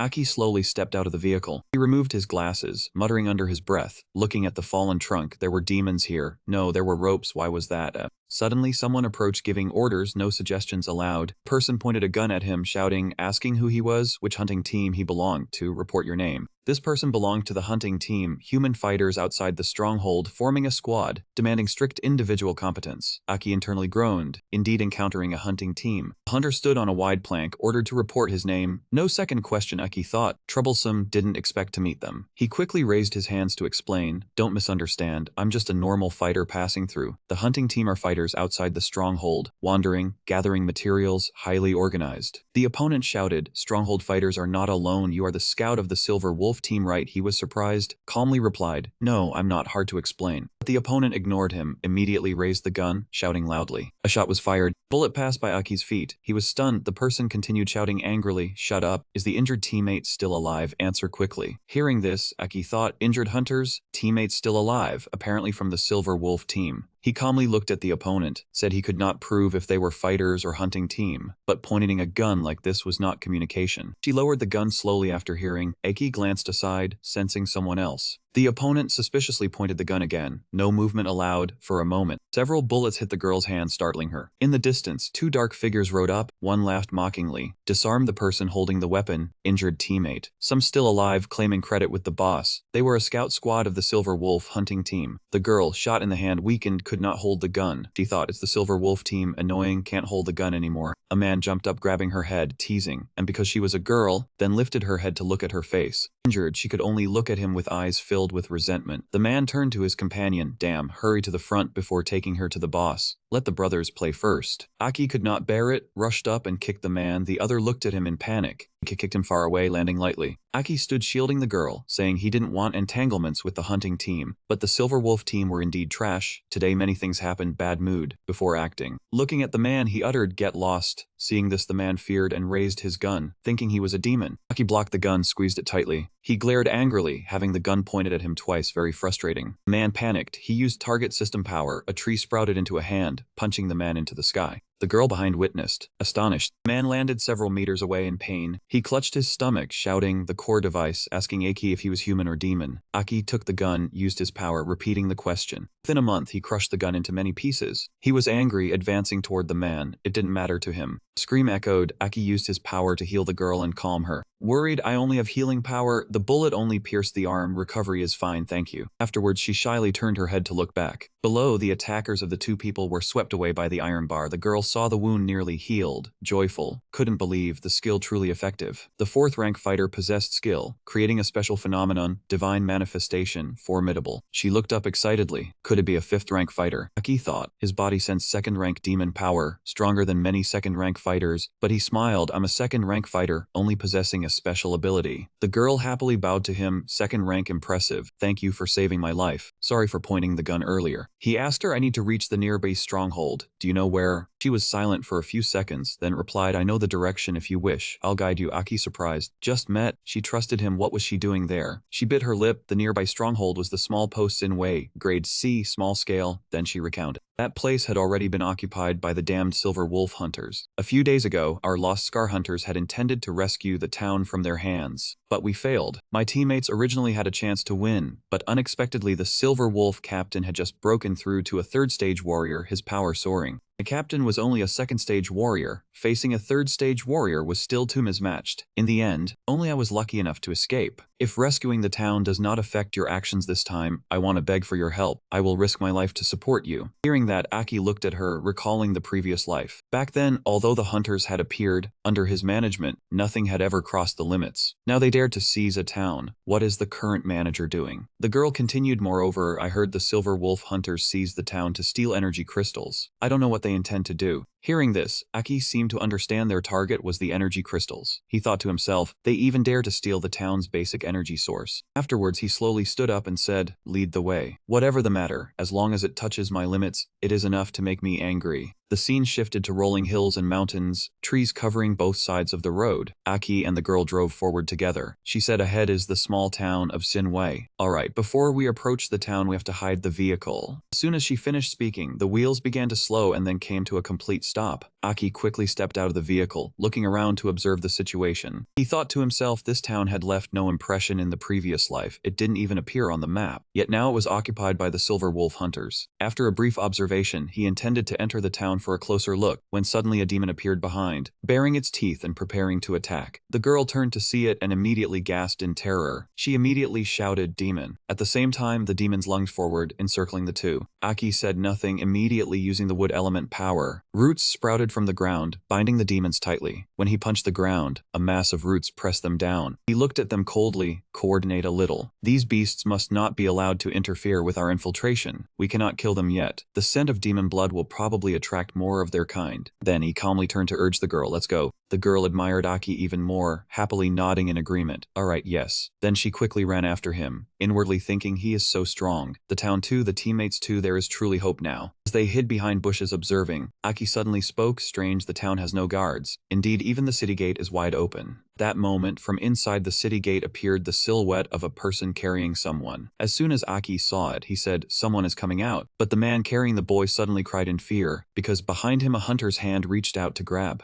He quickly grabbed the man's head, then violently forced him to the ground. Witnessing that, the girl could not hold back, tears falling. The silver wolf beasts. Seeing her about to act rashly, Aki immediately held back her hand from the gun, glaring at her. Doing that will reveal our position. Leave it to me. At that moment, a giant arm suddenly reached out from behind the city gate, making Aki look over. He saw the giant hand grasping the man and the boy. The scene immediately made the air around the city gate oppressive. That hand gradually retracted, hidden behind the door, right before the eyes of the nearby hunters. On this side, the girl screamed in panic. There's a demon in the city. Aki quietly calculated, if there is a demon, we can't wait to finish planning before acting. The only option is to rush in, save whoever we can. Thinking so, he immediately dashed forward, leaving the girl behind stunned. Too fast. In the blink of an eye, he had defeated 2 hunters ahead. Seeing this, the girl also hurried forward. Wait for me, that was originally my request. She ran past the 2 hunters lying motionless on the ground, inwardly astonished. He just defeated Silver Wolf members. But at that moment, she seemed to notice something unusual. She carefully observed the 2, her mind shaken. What's going on? Their flesh seems to have decayed. This state looks like they had been dead for days. Then she looked up ahead, shouted, the city is full of Silver Wolf. But Aki did not care, he dashed like an arrow, taking down each one in turn. He grabbed a knife from one of them, then realized they were all corpses controlled by the demon's special ability. Then he decisively swung the knife at them. If that's the case, no need to hold back. Using his speed and strength, Aki dealt with each one with the decisiveness of a seasoned assassin. Afterwards, he lightly landed on the ground, looking at the corpses emitting a strange aura, then thought, perhaps they were connected by black threads on their bodies. This demon possessed such a special ability. Almost all of them acted individually. Then he noticed the purple smoke drifting from afar. It seemed he had to follow that aura. Afterwards, the 2 separated to act in different directions. Aki passed through each house in turn, finally landing near a shrine. Aki aimed straight at the door, convinced this was the place he needed. He did not hesitate to kick open the door, but the scene before him left him stunned. The man and the boy were already lifeless. Seeing this, Aki cursed silently. Damn it, I arrived 1 step too late. At that moment, a demon suddenly appeared before him. He stared intently at Aki and spoke, all within this town is mine, living or dead. If they wanted to flee the town, it meant they had exceeded the allowed limit. And it suddenly spoke, inviting him, come here so I can see who this guest is. The demon looked at Aki with delight. It was a 3rd stage demon, core-powered, illusion energy, corpse control attribute unknown. Aki remained still watching. Behind it were energy crystals, 3 of them. The Silver Wolf hunters seized the town to steal the energy crystals. Could that have drawn the demon here? What did the demon need the energy crystals for? 3rd stage demon laughed loudly, stranger, are you human or demon? But Aki only glared at angrily, not responding. He thought to himself, indeed a rare core. The core demon possessed unique illusion energy. Aki slowly approached it and said, all the Silver Wolf people have been killed by you, right? Even if Captain Silver Wolf has broken through to a 3rd stage warrior, facing a corpse-controlling entity like you, he would not be a match. Hearing that, the demon asked in surprise, a 3rd stage warrior, ah, you are talking about that matter. Immediately after, it suddenly took out the energy crystals and asked, are you talking about this? Suddenly, something rushed toward Aki, surprising him briefly. It was another demon attacking him sideways, but fortunately he dodged in time. Aki immediately stepped back to observe. At this moment he could clearly see the demon and silently evaluated it. A core 3rd stage warrior. That was the former captain of the Silver Wolf hunters. A core 3rd stage warrior. More surprisingly, from the dark corners, many lights flickered in turn and figures stepped out. Seeing this, the 3rd stage demon cheerfully shouted, come on everyone, a guest. Seeing the situation, Aki frowned, thinking, not only the Silver Wolf hunters but also other warriors within the town. The numbers are too many. Seeing his expression, the 3rd stage demon immediately laughed. Welcome to my feast. As soon as he finished, those soldiers aggressively charged at Aki in turn. The demons also began closing in, encircling him. Aki frowned, inwardly irritated. 3rd stage demon. Right now I am only in the 2nd stage form. If it were a normal 3rd stage demon, it would be quite troublesome, but luckily, it was a purple core demon, not strong in close combat, but skilled at using illusion energy to control the battlefield. Without thinking further, Aki immediately created flames around his arm and punched hard into the ground, burning the demons while sending them flying. With just 1 strike, he wiped out the warrior demons. The 3rd stage demon cried out in shock. No matter how I look at you, you are nothing like an ordinary person.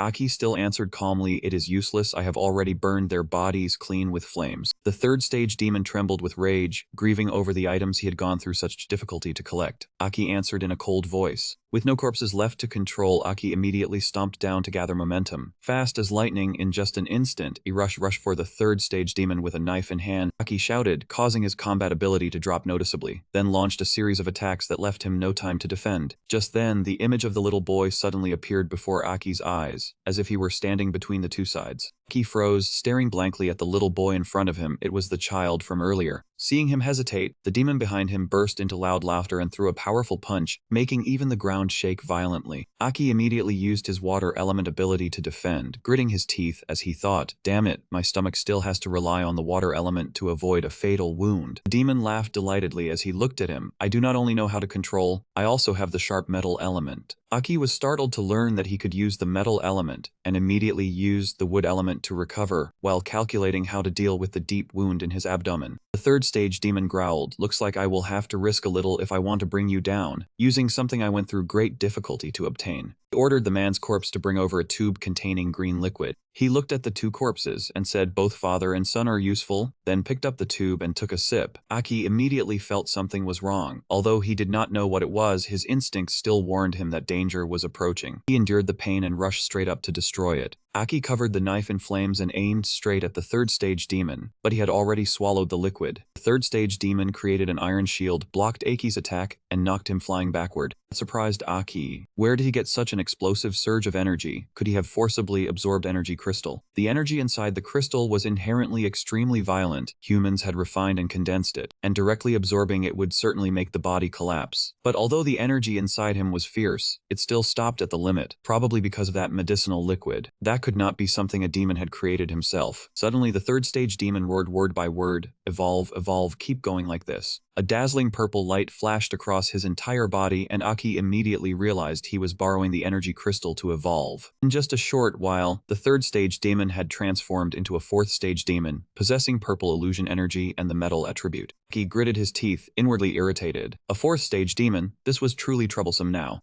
Seeing Aki's expression, the fourth stage demon grew even more excited. So this is what the fourth stage feels like, then created spheres around his hands. Those spheres immediately flew straight toward Aki. The fourth stage demon revealed a vicious smile, wind thorn, sharp metal. The spheres surrounded Aki and prepared to attack, making him briefly panic. He already had the skills of a fourth stage demon. The spheres fired bullet-like rays. Aki managed to curl himself inside tree roots, but the fourth stage demon had already closed in quickly. Then he threw an extremely powerful kick straight into him. The kick sent Aki, who was suspended in midair, crashing heavily to the ground, and dust instantly covered the surroundings. Aki lay almost motionless on the ground, with no strength left to move or defend himself. Seeing this, the demon stepped forward in delight and stomped hard on him. He laughed loudly in triumph. See that? Every evolution is an impossible gap to cross. This is the end for you. He shouted, become mine, then raised his hand, preparing to stab down at Aki, naturally intending to seize his corpse. When the blade hand of the fourth stage demon was about to touch Aki's neck, he suddenly froze. Space around both of them suddenly twisted. Aki, still unable to move, was also shocked to realize that space was being bent. More and more spatial distortions appeared around the fourth stage demon. All of a sudden, a hand reached out from the warped void and grabbed the fourth stage demon's head, accompanied by an icy voice. A strange demon crawled out from the twisted space, grabbed the fourth stage demon's head, and whispered, I cannot let a Tepsio like you ruin the plan. Hearing this, the fourth stage demon trembled. Could you be Hei Wang? That demon did not answer, only coldly said one word, compress. Immediately after, the fourth stage demon's head was sucked into another space. The fourth stage demon gradually vanished before Aki's eyes, leaving only thick dust in the void. That demon slowly set foot on the ground. He was the fourth stage demon, Hei Wang, and the demon looked excitedly toward Aki. As expected, a piece of trash like a human cannot be trusted. Hei Wang appeared clearly before Aki, with an unusually beautiful appearance. Aki frowned. This oppressive feeling was exactly like the red figure inside his body. Then he noticed something strange. He remembered that it was a remnant black bag key from back then, and by now, Hei Wang had stepped before him. Hei Wang mocked that humans were truly lowly. Aki asked angrily in return, what did you say? He sneered and pointed at him. Then he used his power to lift Aki's pain-ridden body into the air. Hei Wang suddenly held a sphere in his hand, rushed forward and shouted, obediently evolved to the fourth stage. That sphere pierced straight into Aki's body, making him stagger backward and let out a pained cry. Then he dropped to one knee on the ground. Aki looked down at the place where the sphere had just been shoved into him, and realized that he had inserted the fourth stage demon core into his body. A moment later, intense pain surged over him, and Aki cried out. His chest felt as if it were about to explode from the overwhelming fourth stage power. Haewang stood beside him and watched, biting his nail as he muttered, "This is bad. Is he that weak? He cannot even absorb fourth stage power."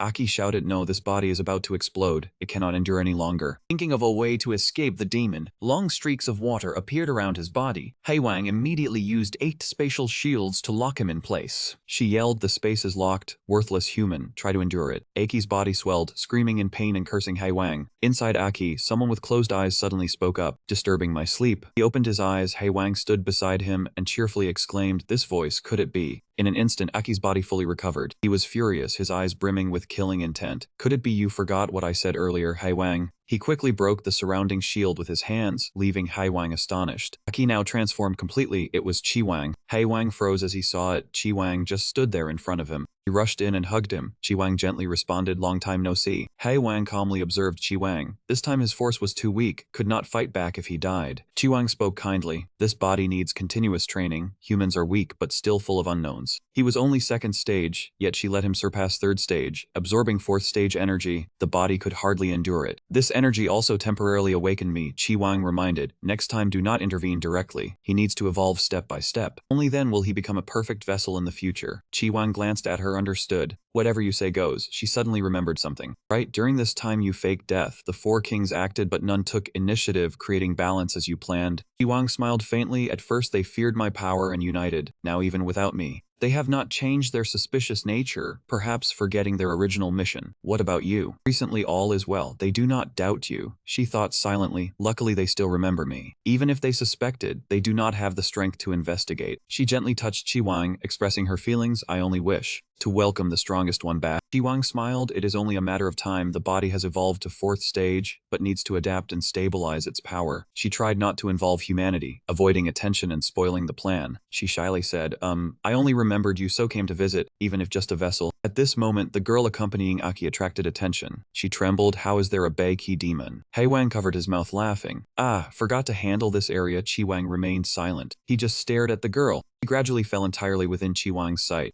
A slash appeared in the subconscious. As Aki sank deeper, a voice echoed, "So you are a demon." Aki snapped awake at once upon hearing it. The moment he regained consciousness, he realized he was stabbing the girl, panicked and shouted. "She lost consciousness." He screamed in agony, trembling as he looked at his hands. "This is what I did." He gritted his teeth. He instantly unleashed his power, screaming in pain. The power formed a lightning column shooting into the sky. He clenched his body tightly. Finally, advancing to a new state, the fourth stage form completed evolution. Aki recalled the words of the hunting girl, "I want to visit Dawn City. If possible, I want to apprentice as a florist there. I really love flowers." Currently, the girl did not go ahead of him, but had sunk into the sea of fire. She lay there, her past voice still echoed. "Such a cruel apocalypse. I feel the need for even more beautiful flowers." Aki thought to himself, this mistake is unforgivable for not controlling the demon power, hoping the flames help everyone avoid suffering. The fourth stage power in his body made him unwilling to try again. Many issues to consider. The female demon Baiki had terrifying abilities, unclear relation to the king stage in the body, forcibly surpassing third stage, all schemes. The third stage demon item used to break through fourth stage causes unease, not made by the demon who supplied it. Such mechanical weaponry can only be crafted by high-level cities. Could it have come from Dawn City? Need to find the major city to report safely to Captain Joel. He worried about Sidu Liu. Climbed into the vehicle, donned glasses, hoping they escaped the tunnel safely to the city. Heading this way forward, there is a level Pisidia City, at least can send news to First City. The vehicle moved forward. The next day at Yao Tang's side, 4 people had reached a level Brian City. Brian, 5th stage core warrior commander, spoke, "Sorry, cannot dispatch reinforcements, just received news a level Peta City encountered a high-level demon. The teammate named Aki you mentioned perhaps also survived. Sending rescue warriors in a hurry is irresponsible." Yao Tang stood solemnly, shouting, "This warrior has special talent, can survive." He replied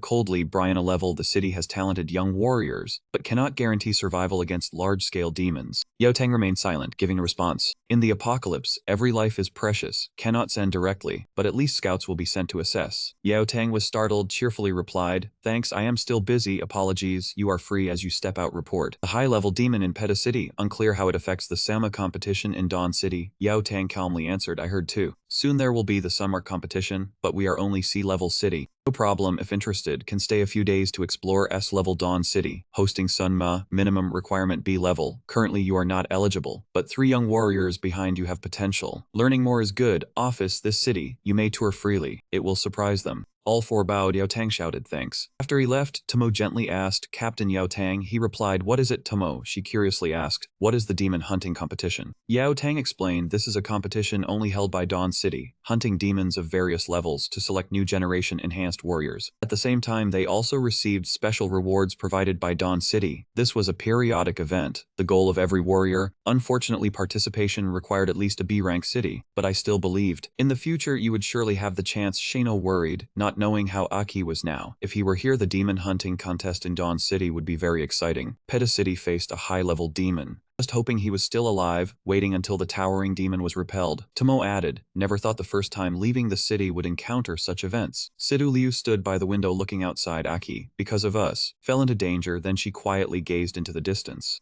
Yao Tang could only sigh. He comforted everyone. "We can only wait for news from the scouts. I have used the communication device to report the situation to Fort Worth. For now, stay in Brian, rarely come here. So observe and learn." This place had many outstanding warriors. Outside, the sky was clear blue, white clouds drifting lazily. At the A-rank city, Pisidia, a room in Pisidia, two people sat facing each other. One said, "We have verified the information you sent exactly as you said. B-rank city Peta has been destroyed by the towering demon." The person flicked ash from his cigarette, adding, "We have sent the news to C-rank city Fort Worth, clearly reporting your squad's situation. A response should come soon. But your remaining request, sorry? We cannot provide energy crystals." This person was a 5th phase core warrior, combat commander PCDA, Parisi. She said, "The supply of crystals is not decided by us. It is usually fixed and distributed by the higher-level city. Peta has been destroyed. You can report this matter to Dawn City. We need to request redistribution from the higher-level city." Aki thought to himself, "I did not expect Dawn City's crystal system to be this complicated. In that case, perhaps I should make a trip to Dawn City and investigate that demon's breakthrough equipment while I am there. But whether I can enter Dawn City is another problem." Thinking this, he spoke, "Thank you for the reminder. I want to represent Fort Worth and go to Dawn City. Is that possible?" But she answered in a stern voice, "No. Unless you hold the position of captain in Fort Worth, or obtain authorization from Fort Worth, you do not have this qualification. We cannot casually allow someone to negotiate as a representative." Aki thought, "If I want authorization, I still have to go back. How troublesome." But she suddenly continued, "There is one other situation where you can go there, and that is being guaranteed by a higher-level city. Such as me." Aki asked in surprise, "You mean, you can stand forward and guarantee me?" "I can, but I have conditions." Aki smiled with interest. "Oh, tell me," she answered softly. "You have probably heard of Dawn City's demon hunting tournament. If you join our squad as a foreign fighter and become a vanguard to assist with the initial scouting, I will guarantee you. But let me say this first, I cannot guarantee your life and safety. The vanguard member in the demon hunting tournament is the person each team sends out, responsible for scouting the demon's rank and collecting the first pieces of information, similar to an intelligence member. But because the demon hunting competition is extremely difficult and the rank of demons is high, the vanguard position is extremely dangerous. Casualties are almost routine, like target practice. Therefore, most fighters avoid taking this role. Yet Aki calmly replied, "It seems no one in your team wants to be the vanguard. That's fine in the end.